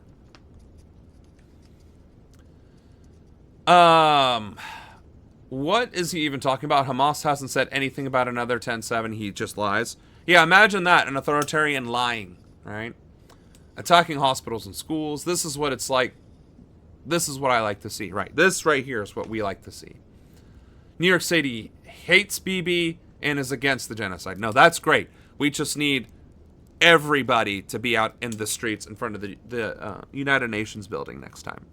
That's all. That's my only... Nations and impose... My name is Reed Brody. I'm an international war crimes prosecutor. Benjamin Netanyahu has been indicted by the International Criminal Court for war crimes, crimes against humanity, for using starvation as a weapon of war. He is a fugitive from justice. States that are parties to the ICC have a duty to arrest him, and even states like the United States, which aren't parties, have a duty to arrest a war criminal. The United States is complicit in the war crimes being committed in Israel. The bombs that are being used to destroy Palestinian homes and schools and houses are American bombs. The campaign of extermination that Israel is carrying out is being done with American political support. The United States should be arresting him, not faking him. My name is Nida Lafi. I'm a member of the Palestinian Youth Movement. I like how everybody is saying the same thing. He is a war criminal. We have a duty to arrest him. And we're not. And I'm here with the thousands of people to say, you know, Netanyahu should not be at the UNGA. Actually, he should be tried for his crimes at The Hague. And, you know, we're all here the same way we... Actually, why couldn't he just be tried in New York City? Like, why does it have to be The Hague?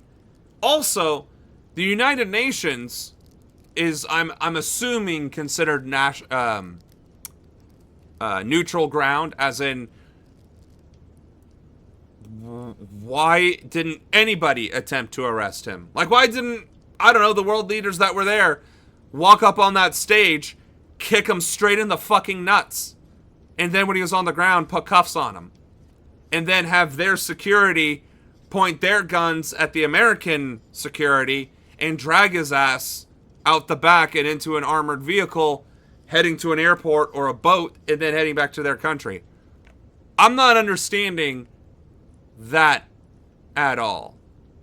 The war criminal came to the United Nations where he was declared a war criminal and indicted, and nothing. That would be like if I was indicted for murder and then walked into a police station, gave a speech about how much cops suck and how much they can suck my ass, and then walked out scot-free without anything happening. That, to me, that's what that's like. I don't know. Maybe I'm wrong. I'm not saying I'm an international lawyer. What I am saying is that's sus as fuck. Do not come to my town. True. Yes, all of these things and more. Have been for the past 2 years, demanding that governments and leaders take real action to end the genocide that has only escalated, right? For it to have reached this level of atrocities and for him to still have a spot at the UNGA is absolutely egregious. And that's why I think now more than ever, people are more agitated, people are more angry. I mean, we see in Italy, you know, millions of people have gone on strike, right? And here the streets are filled with thousands of people when Netanyahu's room, when he was speaking to the UNGA, was mostly empty.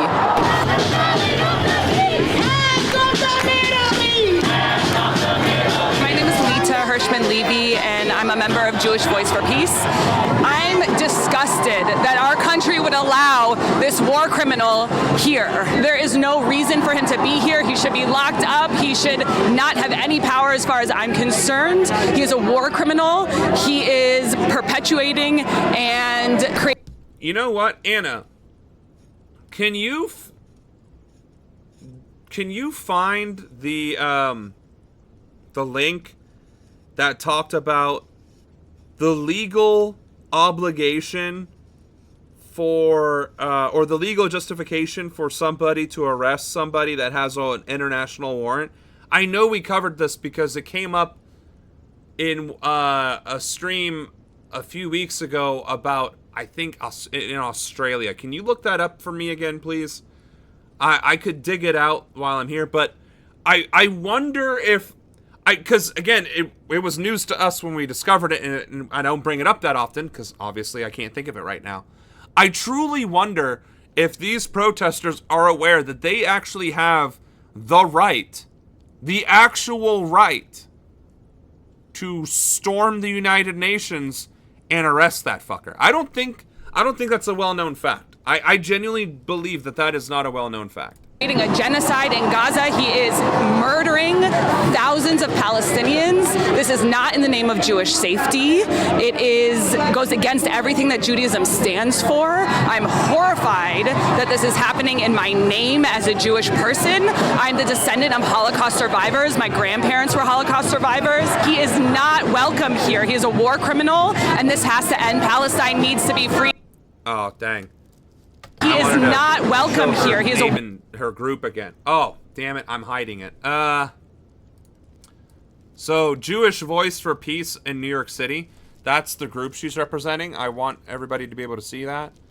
Like, Israel does not represent Judaism. It is not a Jewish country. It is a Zionist country, which is why we do not allow any sort of anti-Semitism or anti-Judaism speak on our channel, because that's not okay. We do not tolerate that shit here. But if you want to be anti-Zionist and anti the state, the government, the institution of Israel, go right ahead. War criminal, and this has to end. Palestine needs to be free, liberated, with the right to return home. Voices from the streets as thousands marched to the United Nations demanding the arrest of the Israeli Prime Minister Netanyahu and an end to Israel's war on Gaza. Special thanks to Jenny Keenan and Safwat Nazal. Inside the UN, more than 100 diplomats from over 50 countries walked out in protest during Netanyahu's remarks at the General Assembly. So there's 100 of them that just stood up, right? I don't see, I mean, that guy, like, okay, sorry. This guy is probably a guy, you know, one of these types. Probably has a little something under that slick looking suit, right? He's probably got a little something. But 100 diplomats could easily have rushed that stage and arrested that fucker. I'm just saying. This stream, you seem most devastated of most streamers streams I've watched of you.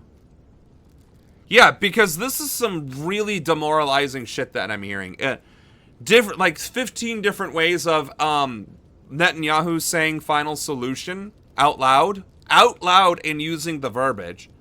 The fact that a shit ton of war criminals got together and said, hey, we want to do the final solution together. I don't want you to have all the fun for yourself.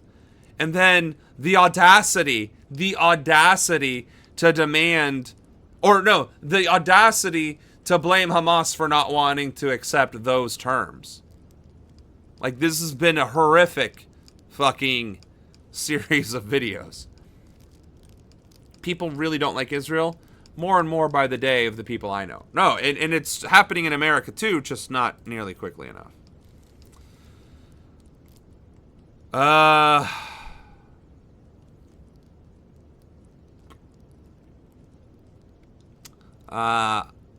don't know what this is about. That's a long movie. Video. That's another long video. But actually, that's kind of halfway through. So let's cover some shorter videos first. And then, yeah, let's do some better news. Like, for instance, this guy being vindicated. The terrorism case against the kneecap rapper Liam O'Gohany has been thrown out following a technical error in the way the charge against him was brought.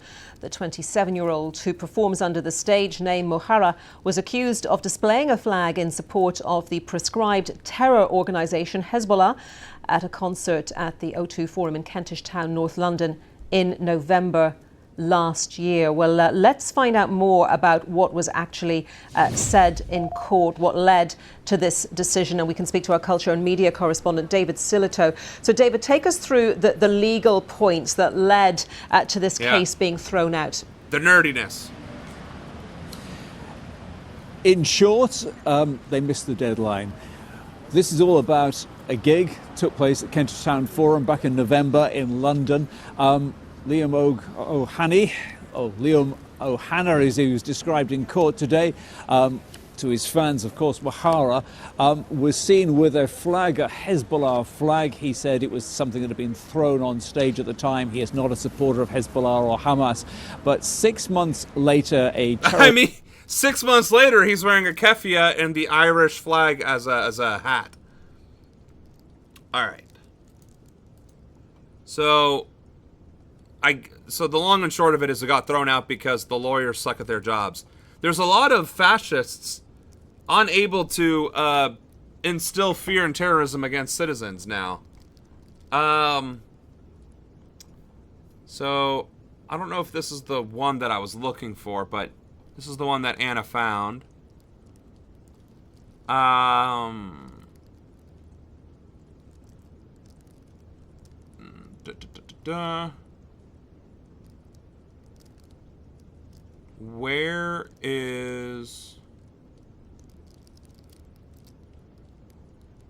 Where's the thing that says that people can just unilaterally arrest them because of the thing? That's what we were looking for. I'm not seeing it in this article.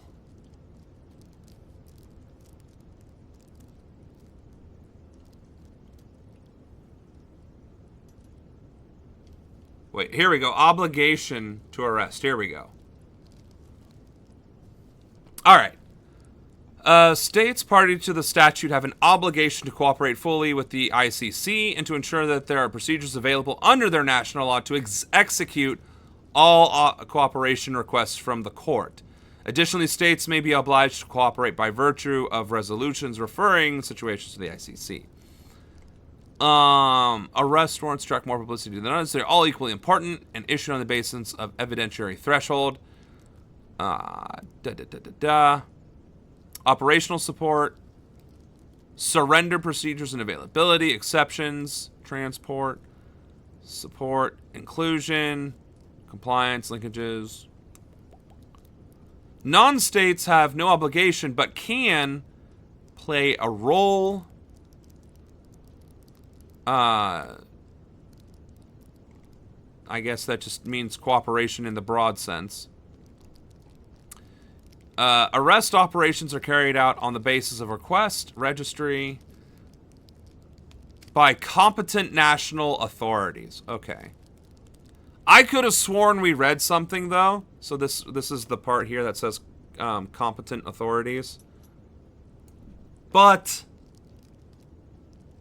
I could have sworn we saw something that said, literally, was it maybe a national law? Maybe it was a national law. Maybe it was like a U.S. law or something. You know what? I'll take the time to look it up after the stream so that we have that. And I'll put it in the stream links tab here, because actually I don't think I do. That would have been convenient if I already had it here, but I don't think I do.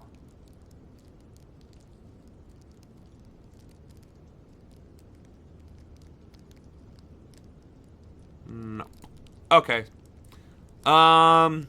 So carrying on with like the slightly better news, the Samud flotilla is actually being supported now by Turkey, which I guess you can't see that in the screen, but it's being supported by Turkey, Italy, and Spain, although allegedly there is some stuff where it's no longer being supported, or Italy is no longer supporting.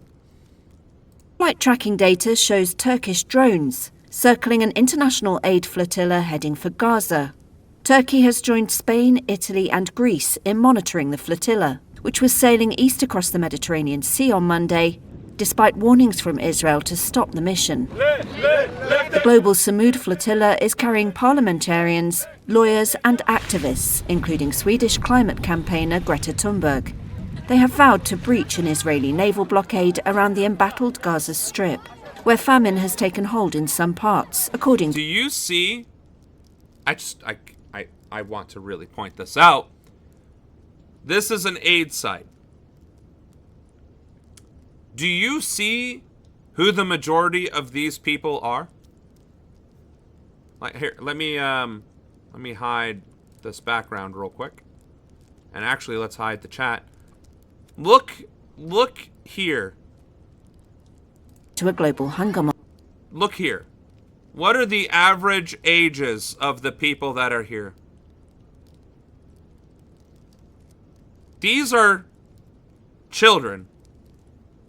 Primarily children at these aid sites, desperately trying to get food for themselves and their families.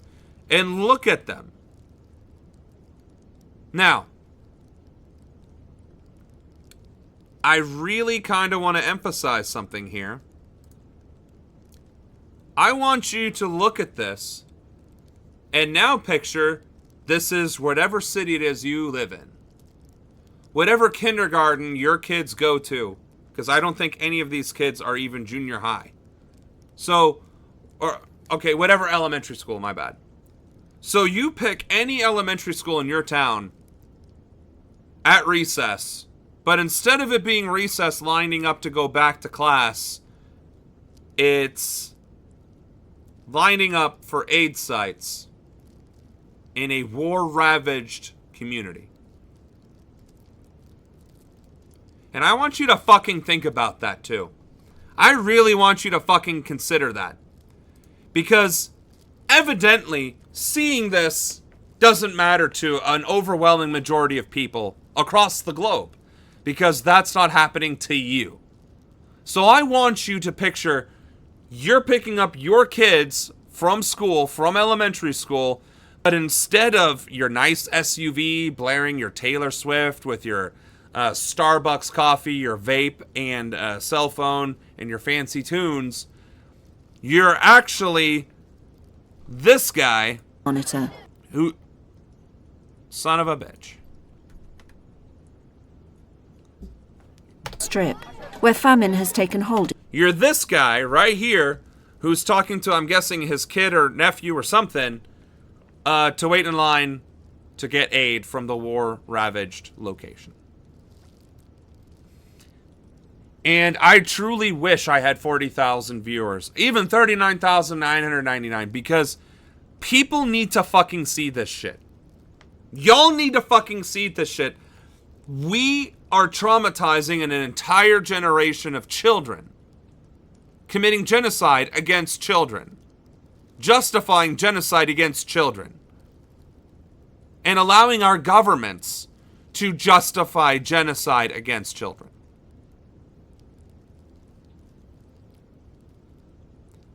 While the solution that our governments are proposing literally involve the words final.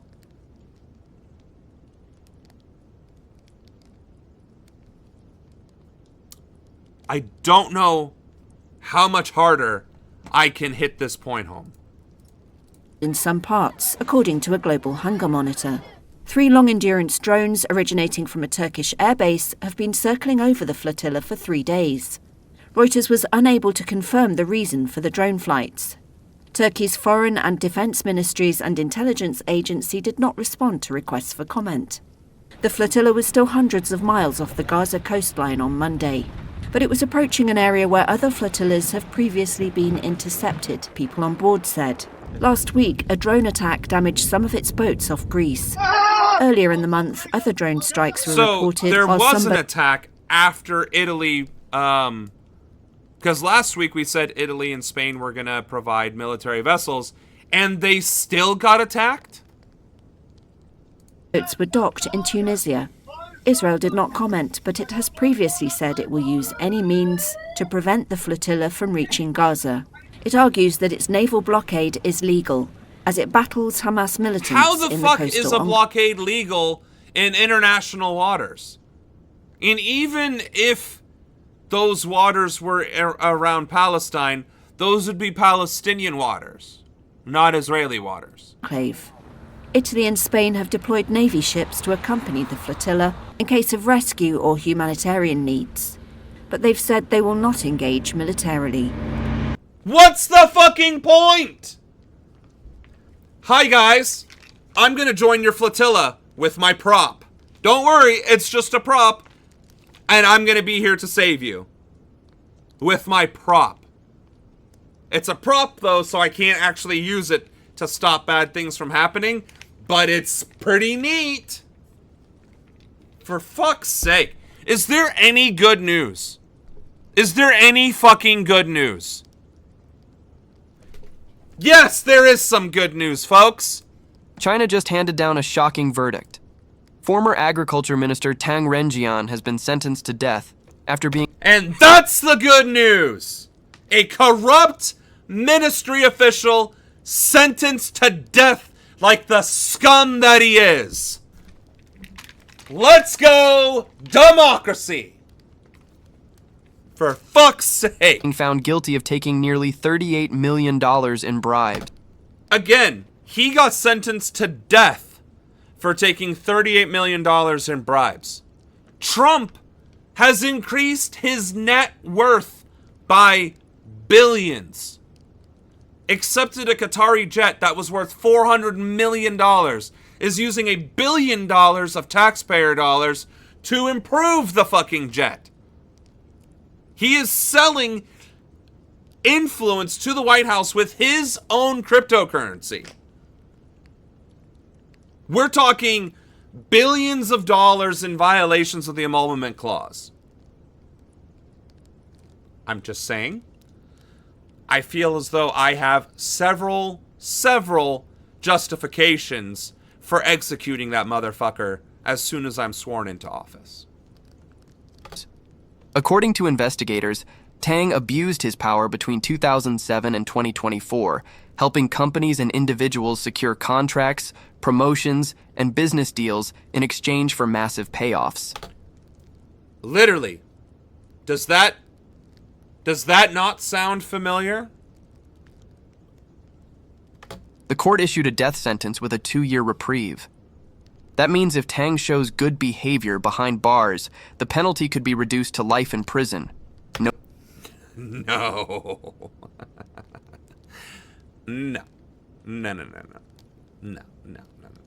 Sentenced to death on the fucking spot.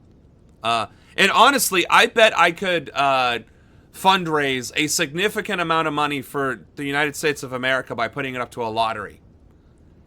Even for a $5 ticket, and make it open to the international community, all 8 billion people on Earth.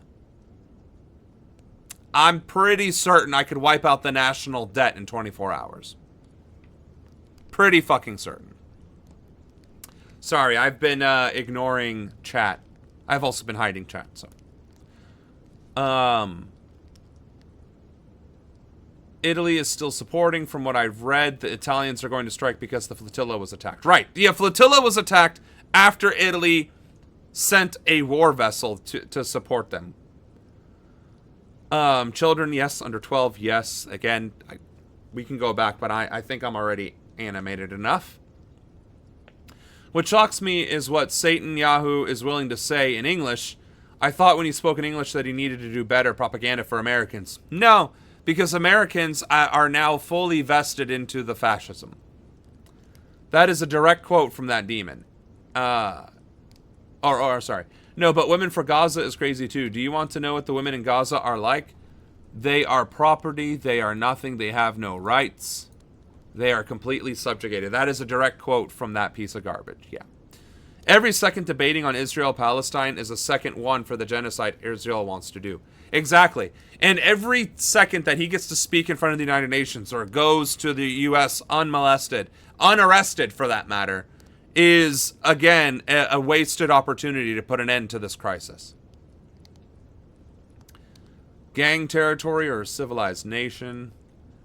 I'd condemn this happiness you get from death. He needs to go. Well, it's the only good news that we have really covered today. So, I'm going to have to nourish it. Could you there's funny how there's very little coverage of this in the U.S. media. Yeah, that's pretty hilarious, right? Shocking, actually. Could I pardon Luigi? So,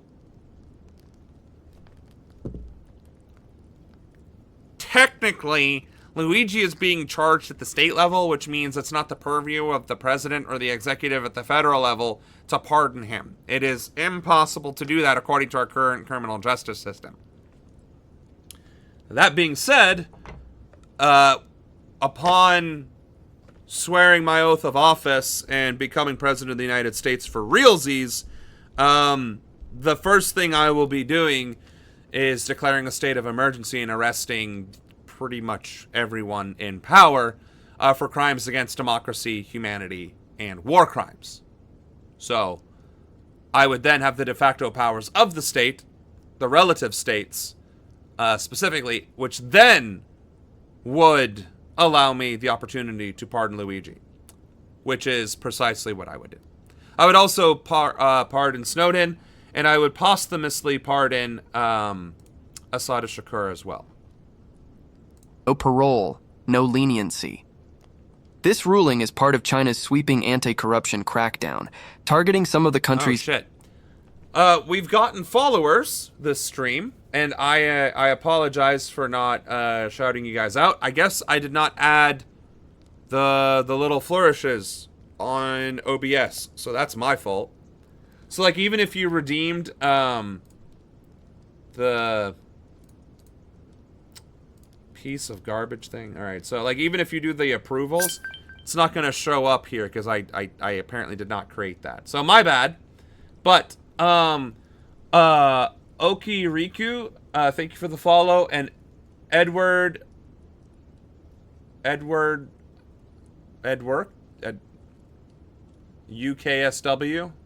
Edward UKSW too. Thank you. Cooking and saved. Thank you. Yes, absolutely. Clip that shit, yo. Maybe that's why I'm not getting notifications about the stream. Oh, Edward got banned? Oh, well. He's still a follower, apparently. A Bolsonaro supporter. Oof. Yeah, I have no idea why. Did you get a notification today? Because I changed the notification message. Maybe that would have been enough to trigger it, but I guess not. Now, what did I say that made you think you weren't getting notifications? Because I've been talking a mile a minute here.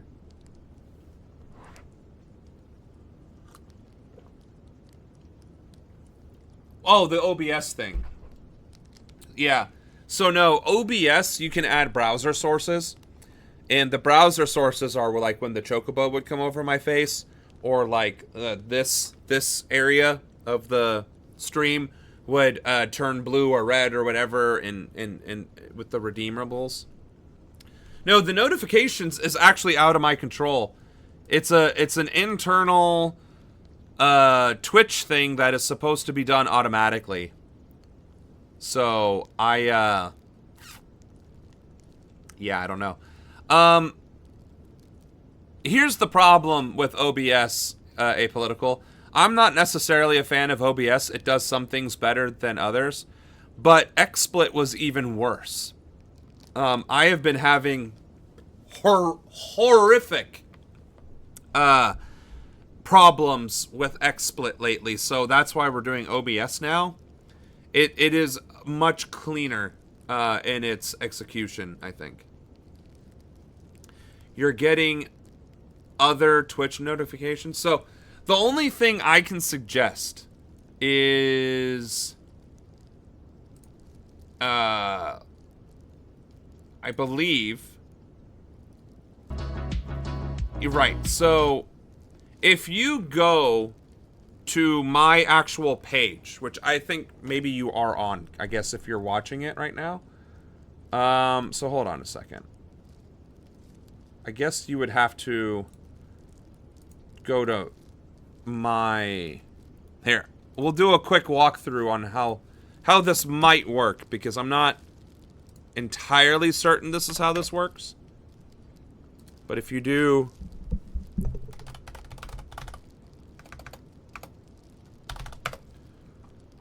So if you do that, and you go here... Right, good, I'm muted. Great. So... You can do the sub stuff, right? Because now you should be able to see... Oh my god. Inception. Oh. Damn it. I'm covering it. That's funny. That's funny. Alright. So, I believe... Edit? Where's the fucking... Well, yeah, I don't want to call into my own...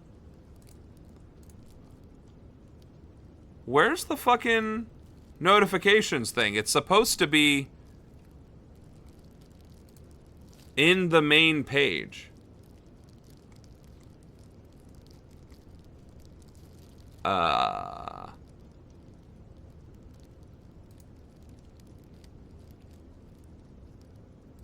Okay, well... Yeah, well, if I don't mute the audio, then you're going to have the reverberation feedback loop, and that's not fun for anyone. Okay, so I don't know, but you have to activate the notifications, and you have to do that from my page. So you have to actually be on twitch.tv/SamuelRonan, and I think it's the About page, and you actually have to select the little bell. So, sorry that we just lost a few people there. Like I'm trying to teach non-Twitch users how to use Twitch, and apparently I'm a non-Twitch user as well. So, or maybe it's because I can't get notifications about my own stream. That could be part of the problem too. Right, but I'm talking about getting well, that's the thing. Your live notification should be the thing. Right? Because that's what this is, right? That's what we're talking about. The go live notification. And that's what I got. I got the go live notification.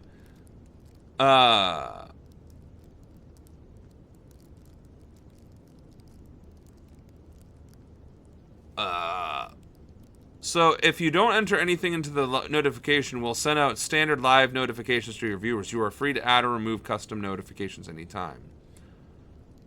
So that's my point. Like it does it whether or not I create something. It's supposed to send something out to every follower that has the notification listed.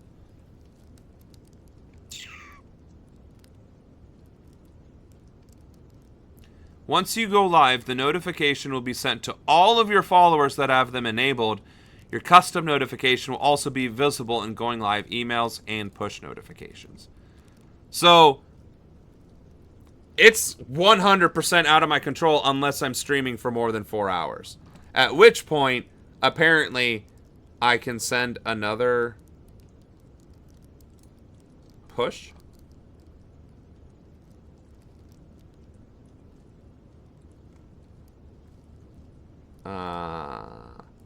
But the only thing I'm seeing is I can add ads, I can clear chat history. I can edit information. Yeah, I don't see how I would even do another push notification. And I went on the app and checked. Isn't that notorious for not working all the time? It is, which obviously harms small streamers more than it does big streamers, because big streamers are always at the top left-hand corner. Whereas itty-bitty streamers like me, we don't get it. Alright, so we still got 40 minutes, and I think... Oh, I skipped straight to the bottom.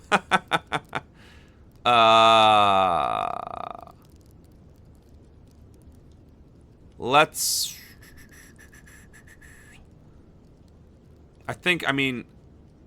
let's see what happens here.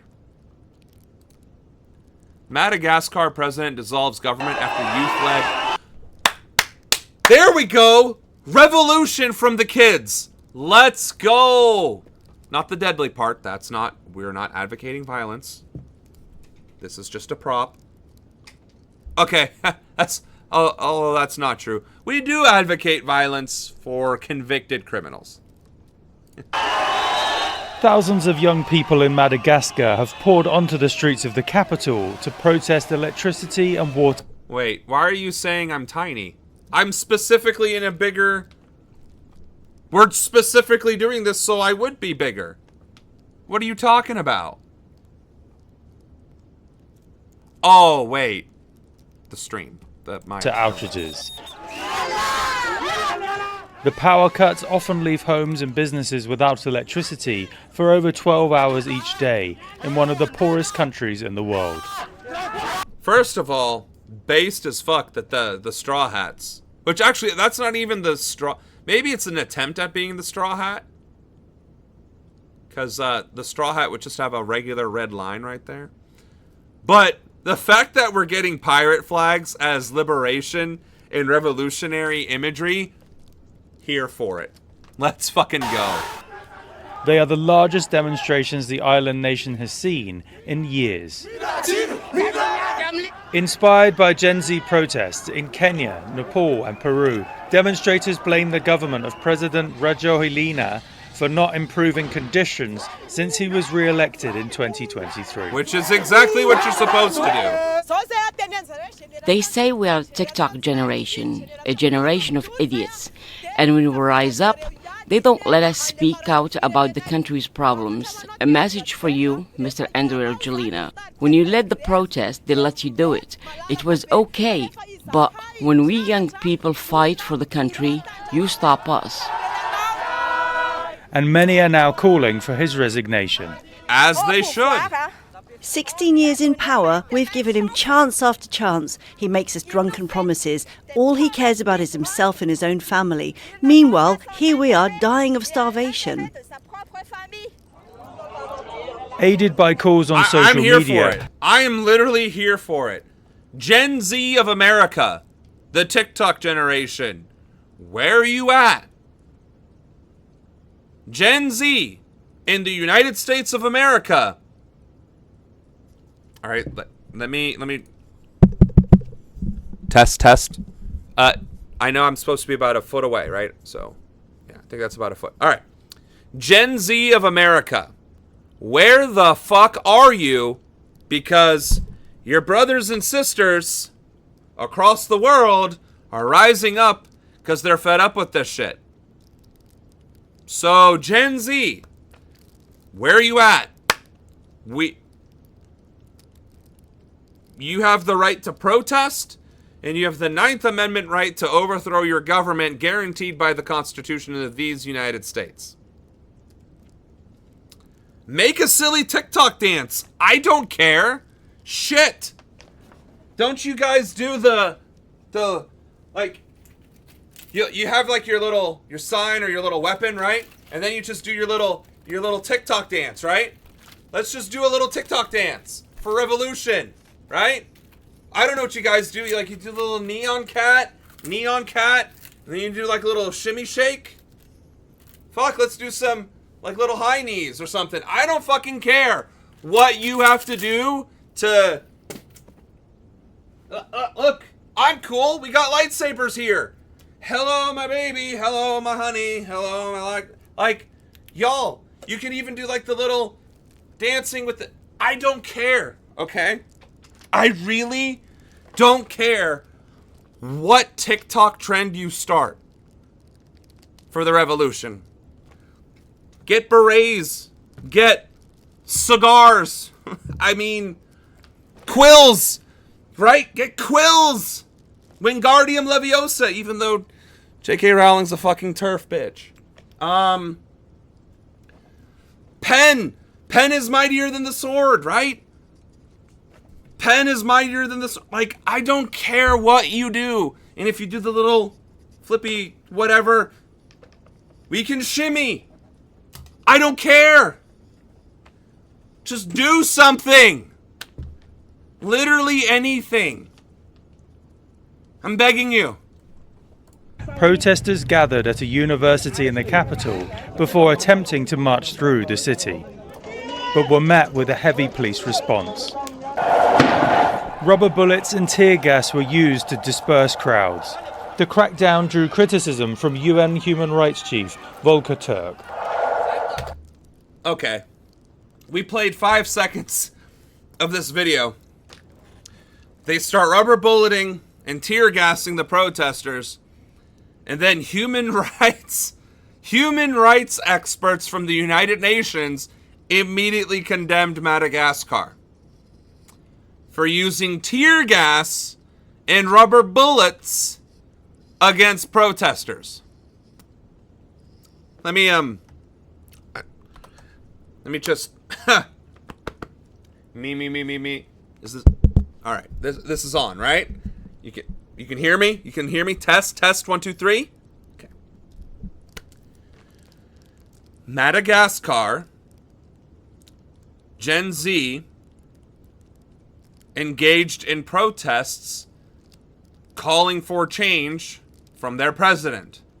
The president responded by using the police to tear gas and rubber bullet the protesters, which was met by the United Nations Human Rights Council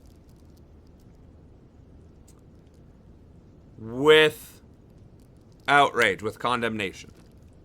Let's hear that again. Let's just, you know what? The government Let's just hear that again. The city, but were met with a heavy police response. Rubber bullets and tear gas were used to disperse crowds. The crackdown drew criticism from UN Human Rights Chief Volker Turk. You know what? No. maybe I'm not hearing that correctly. Hold on. Let's just... Rubber bullets and tear gas were used to disperse crowds. Okay, rubber bullets and tear gas were used to disperse crowds. Okay, so we got that part. All right. Okay, cool. Carry on. The crackdown drew criticism from UN Human Rights Chief Volker Turk. And that drew criticism from the Human Rights Chief, whatever the fuck that name was, Bogota or something.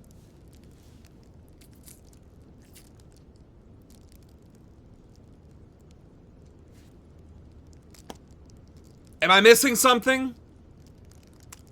Because Israel is straight up fucking murdering people in Palestine. Granted, the United Nations Human Rights Council is speaking up about it now. Okay, cool.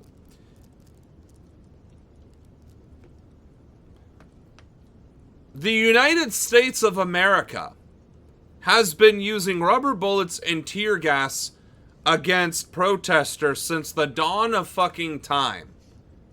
Notably recently due to the ICE raids and protests against those, which we have been covering, literally were met with rubber bullets and tear gas.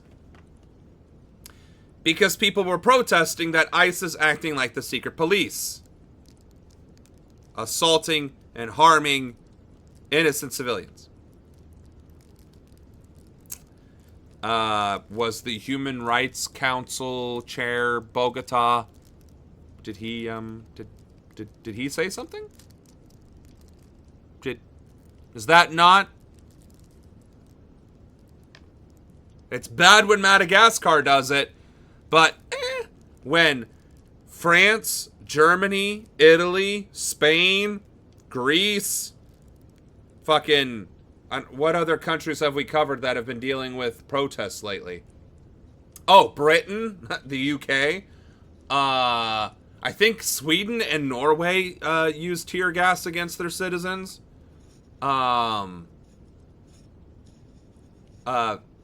Brazil, I think, did. Argentina.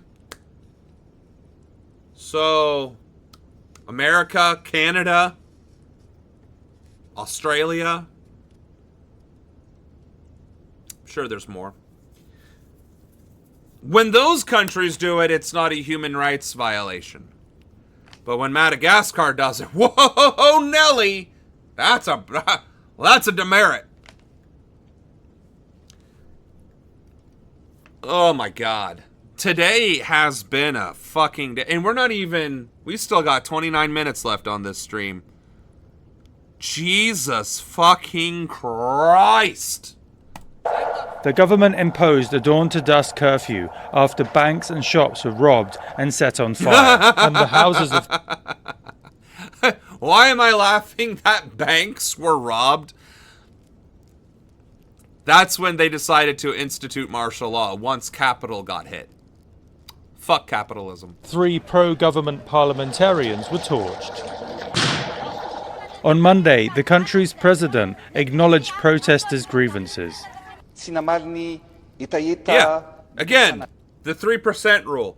When you have 3% of a population, it takes 90 days to affect change. And that's the ratio. So, the less, the longer. The more, the shorter. Notice how he said the next day, the president of Madagascar was like, you know what? You're right. I was a little out of pocket. So, let me address this. Maybe we haven't met your needs, or even listened to the cries and fears you experience. Yeah. Therefore, in accordance with Article 54 of the Constitution, I have today taken the decision to dismiss the Prime Minister and dissolve his government. Whether dissolving the government is enough to satisfy young protesters on the street remains to be seen. But the president says he wants to create space for dialogue with young people. Joel Evans, Al Jazeera. Oh, shit. Sorry. Fuck. I am a terrible streamer. God damn it. I suck at this. Could you imagine? Shit. Could you imagine I'm like at the Hassan levels of streaming? Like 30,000, 40,000 viewers, and then I just go on a 2-minute tangent without... Oh my God. Alright. This is why I'm a small streamer. This is why I am a nobody. It's a good thing that I'm entertaining. Yeah, I guess so. It's a good thing. We were watching me watch the video. Hassan is like Coke Light compared to me. Okay, well. I put the cocaine back in the Coca-Cola, all right? I put that real granulated sugar. Oh, jeez. Oh, shit. All right, here we go. French unions call nationwide strikes over Macron's planned budget cuts. It's early morning in the Paris suburb of Mitry. In Mitry. Sami Sharifi's... Oh, it's not an actual public strike unless it happens in the French city of Mitry. Getting ready. He's worked for France's state rail company SNCF for nearly 2 decades. First as a train driver, now as a unionist. He says workers are fed up with years of government budget cuts. Hell yeah. We've had 40 years of liberal politics focused on making money, and that's... We've had 40 years of liberal politics focused on bullshit. Sound familiar? Not what public services are for. It's about having hospitals, schools and transport for people. With trains, the government only invests in profitable rail lines, not the local ones, nor in infrastructure. Again, this is something that I do not understand. Government is not a profit-generating entity. It is a population support entity. Government exists to support the citizenry. Period. Taxes is the agreed upon method in which the citizenry allows the government to provide for the services that the citizenry then uses. This belief that the government needs to be profitable. Like, don't get me wrong, like, deficit spending, this, that, and the other, but now we're getting into MMT and what is, oh, damn. Ah, fuck. Ah, shit, the currency. What's it called? Oh, fuck. Of course, now that I wanted to think about the word, I can't think of it. You get the point that I'm trying to make. Money is an illusion anyway. So why not provide basic services to the people? That is the one purpose of government, is to provide for the basic needs and defense of the population. That is what a government exists. That's going to bother me now that I can't think of it. Fiat currency. Fiat currency it has value the same reason why cryptocurrency has value, because we fucking say it does. And we can spend as much of it as we say we have. Anyway. Sammy leaves for his commute to Paris. He says politicians are disconnected from the reality of what people face. Some rail workers have really low salaries and can't pay their bills. Working unsociable hours leads to a lot of divorce. The situation's so critical that we've had cases of people who work in the day and sleep rough or in their cars at night. Fed up and angry, a wave of Monde riche plus de rocher, verity pour Gabriel. I'm just saying, it might be hard to speak French, but when you go, Monde riche plus de rocher, verity pour Gabriel, I don't know, it has a bit of a ring to it. It's got a bit of a ring to it, all right? You also have Viva la liberté, right? Or whatever I read the other day about Che Guevara. The French and Spanish language, man, it can get you fired up. Now, here's the thing. As a German-speaking person, when you hear a bunch of Germans chanting in a crowd, it doesn't fill you with the warm fuzzies. And we could even say things like, well, actually, I don't know what any German protest slogans are, so let's look one up. Famous German worker protest sayings. No! What? See, this is what I'm talking about. It immediately goes to the Nazi shit. Oh my God. That's not what I was you can't even Google it. Oh my God.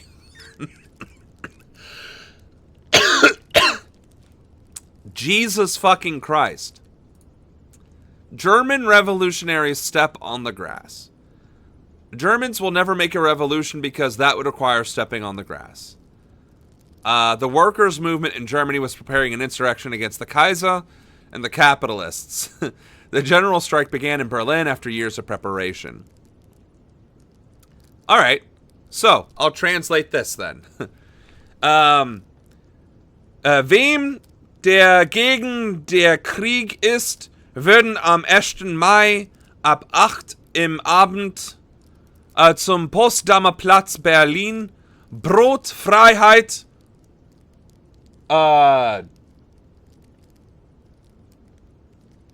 shit, I forgot the word for peace in German. That's obviously not a good sign.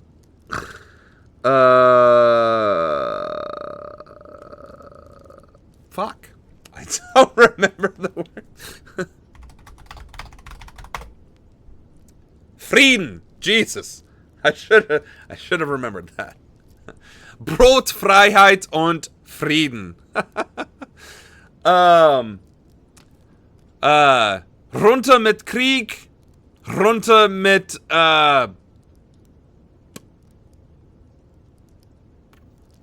Regierung, I think would probably be one. Freedom from Lieb nicht. Freiheit für Lieb nicht. Yeah. You see how those can get a little The German Labor Front. Oh my god. Okay. No! No! God damn it. Yeah. Okay. German slogans 2025.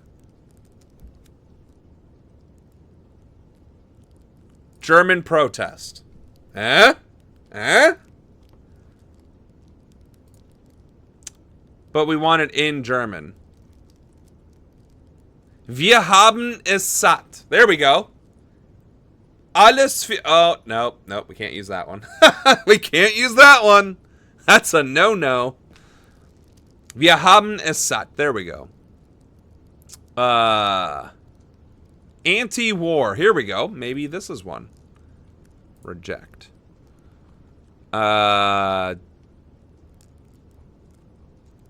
See, they don't have... They're just not doing the... You know what I mean? You know what I mean? That... I'm just saying, that looks like it could have been a bit of a mustache right there. I'm just saying.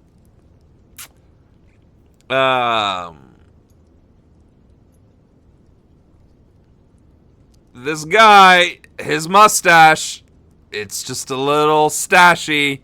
Maybe from the side, maybe it looks like something, but, okay, so I'm having an extremely hard time finding, German sayings? What if we did the search with DE? Fuck you.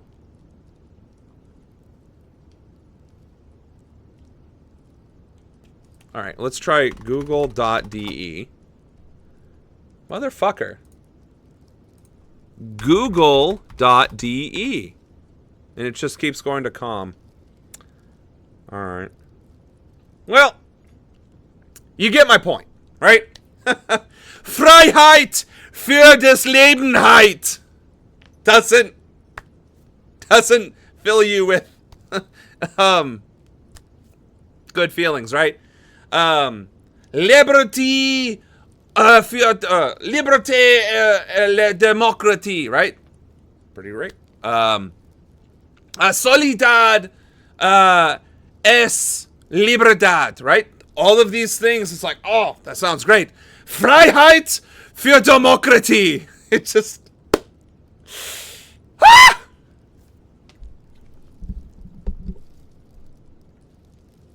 So. Right.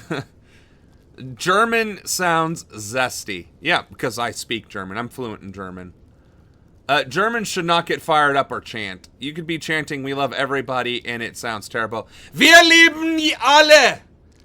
Alle Menschen, wir lieben. Wir lieben alle Menschen. Wir lieben alle Menschen. Wir lieben alle Menschen. Wir lieben alle Menschen. It's just, you know, it doesn't quite hit the same as, well, I don't know what that would be in Spanish.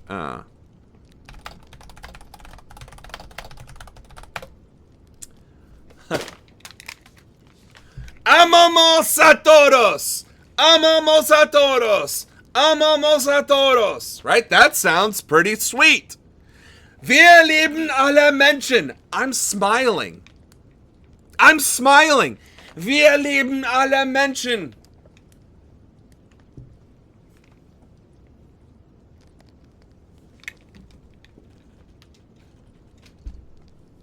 Just, I love Germany. Has great culture, great food, great people.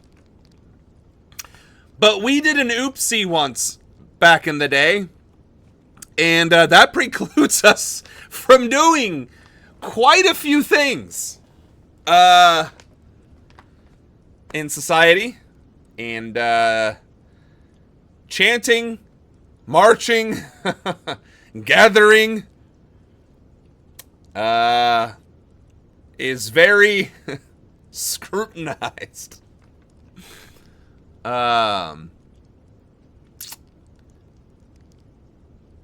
Yeah, even the flag. Well, I mean, the Nazis were German, so can't help that. Death to the IDF in German. No, that no, we're not gonna. No. Netanyahu low-key wants to steal the power of the German language with that deep demon. Yeah, no, that is the thing. I gotta give Netanyahu credit where credit is due. Netanyahu does have an extremely deep voice. And granted, this is my normal speaking voice, right? But I can obviously lower my timbre. And now I kind of have that Netanyahu vibe.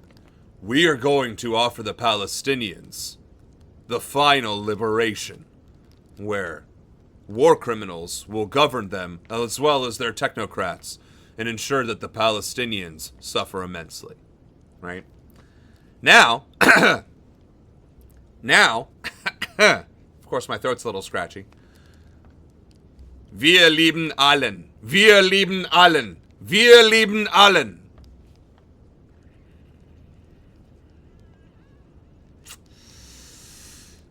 The German government will kidnap Samuel if he does that. Yeah, we can't, and I'm not even really comfortable saying death to the IDF, even though I do want to send the Israeli military to The Hague so they can be put to death. But that's a little, the nuance, right? There's nuance involved. I want to execute bad people through the criminal justice system. I believe there are a significant number of people who deserve the death penalty. But chanting death to the IDF, that just kind of, there isn't enough context there, I think. And that's why Anna is to the left of me. The people are rising, which is what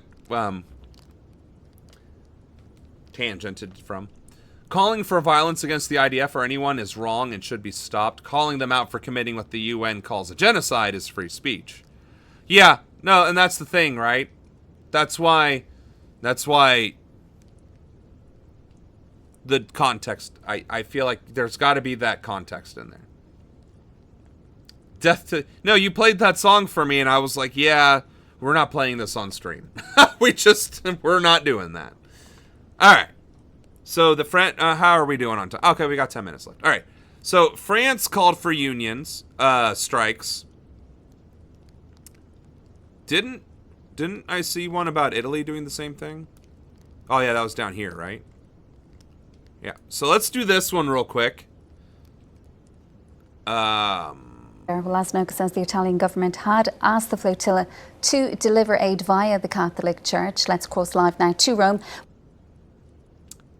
Let's hear that again, because I think I just heard them say that the Catholic Church should...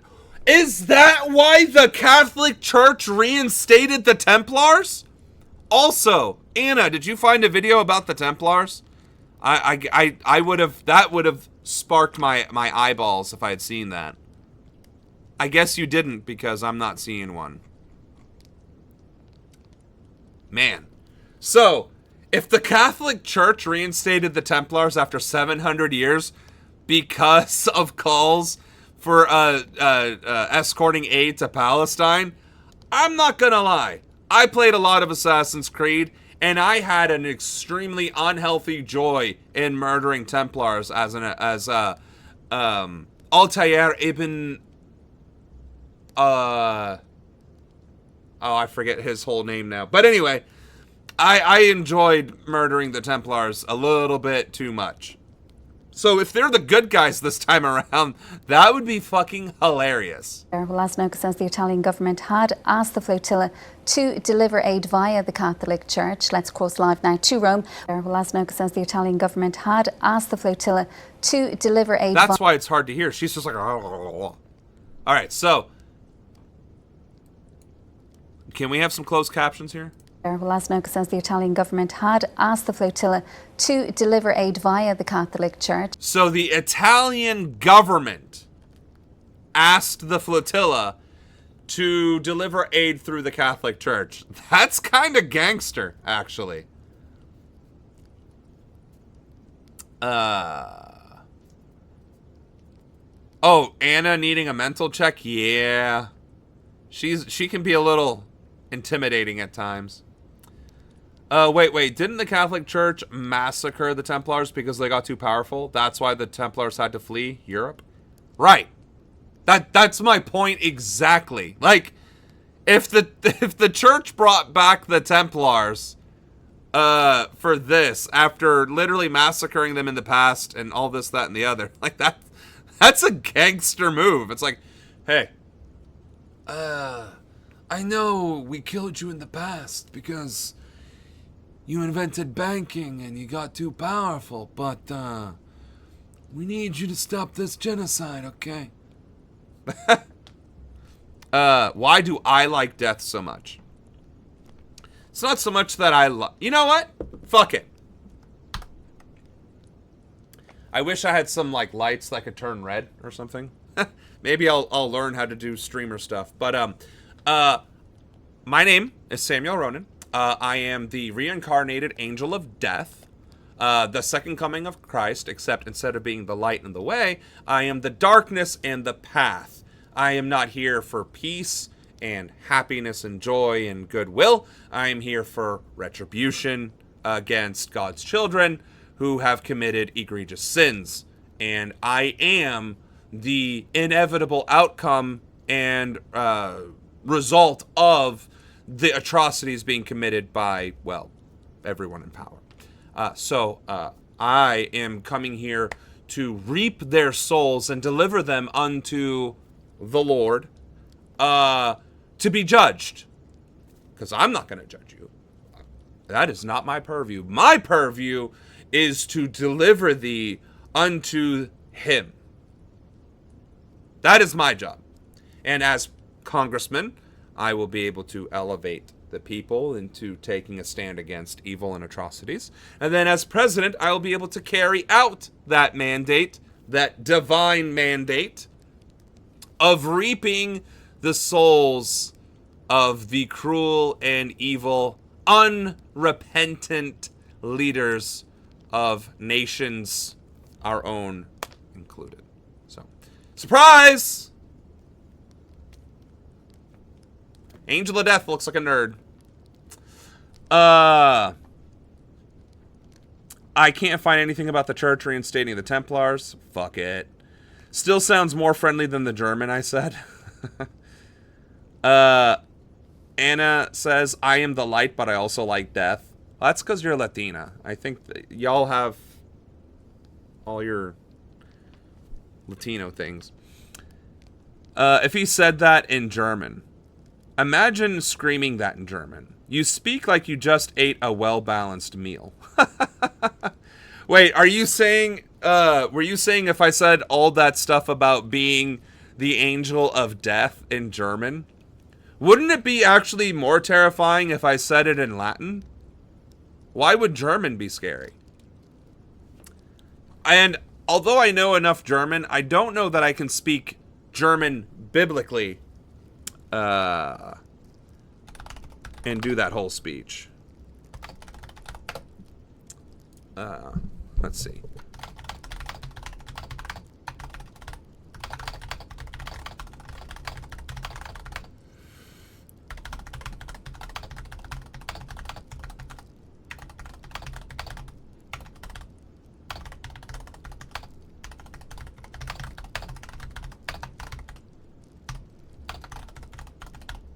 All right.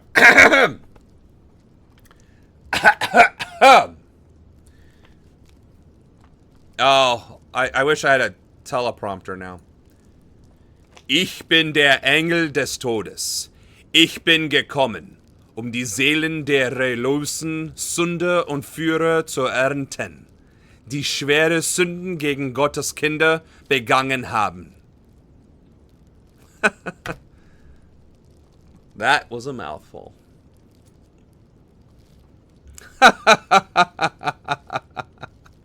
Should I do it again for effect? Even when you say something nice in German, it still sounds mean. Here, let's see if I can do it in Latin.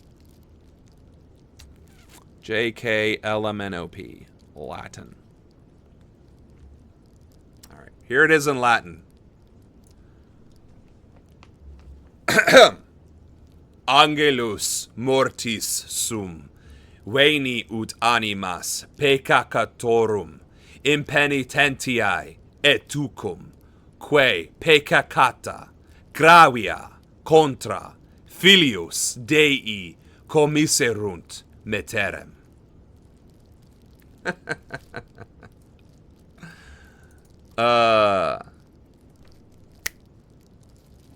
How's that?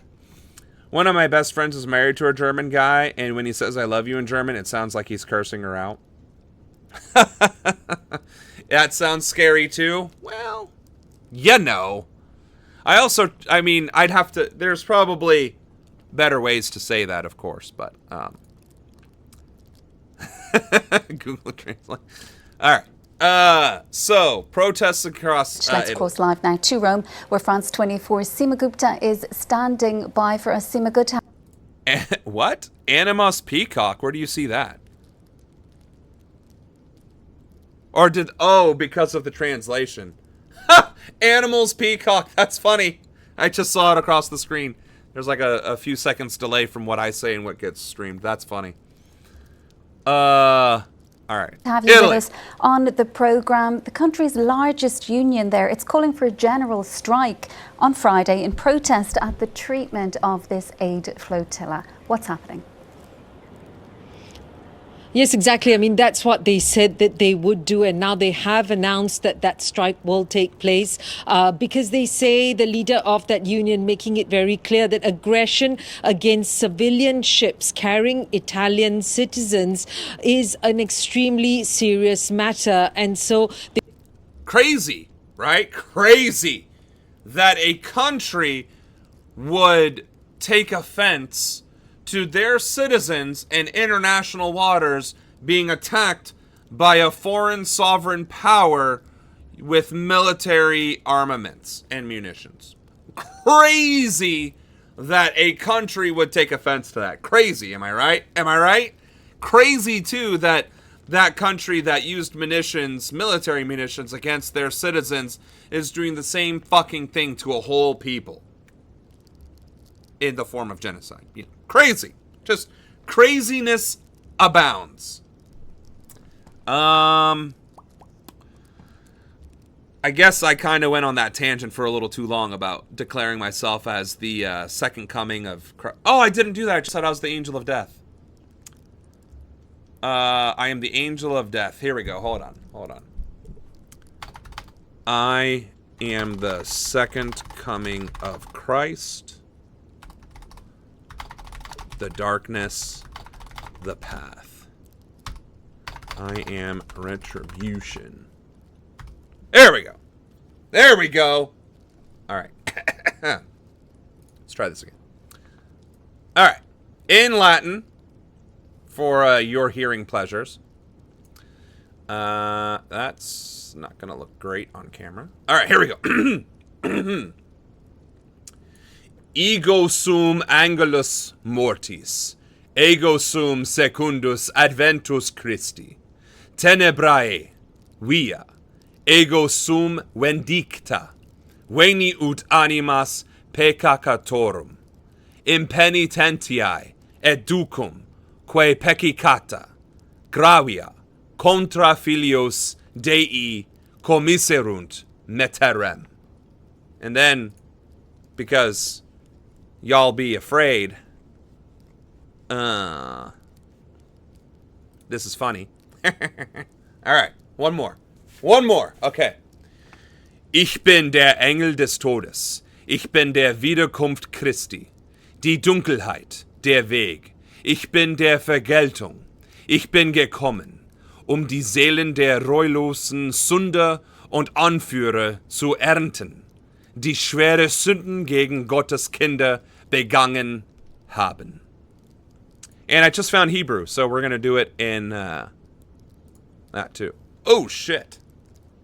Okay, good. All right.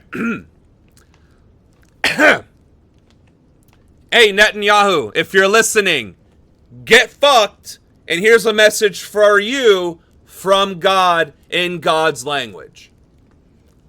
Ani melach, chamut, ani biato, chashania shel yechshu, chashu ushech, chantif, ani chagmul, beti lektsur et nishmot, chachshotim, vecham manchehim, shchale shesru, betashuva, achsher besu, chate chamor, nikt yaldi chael.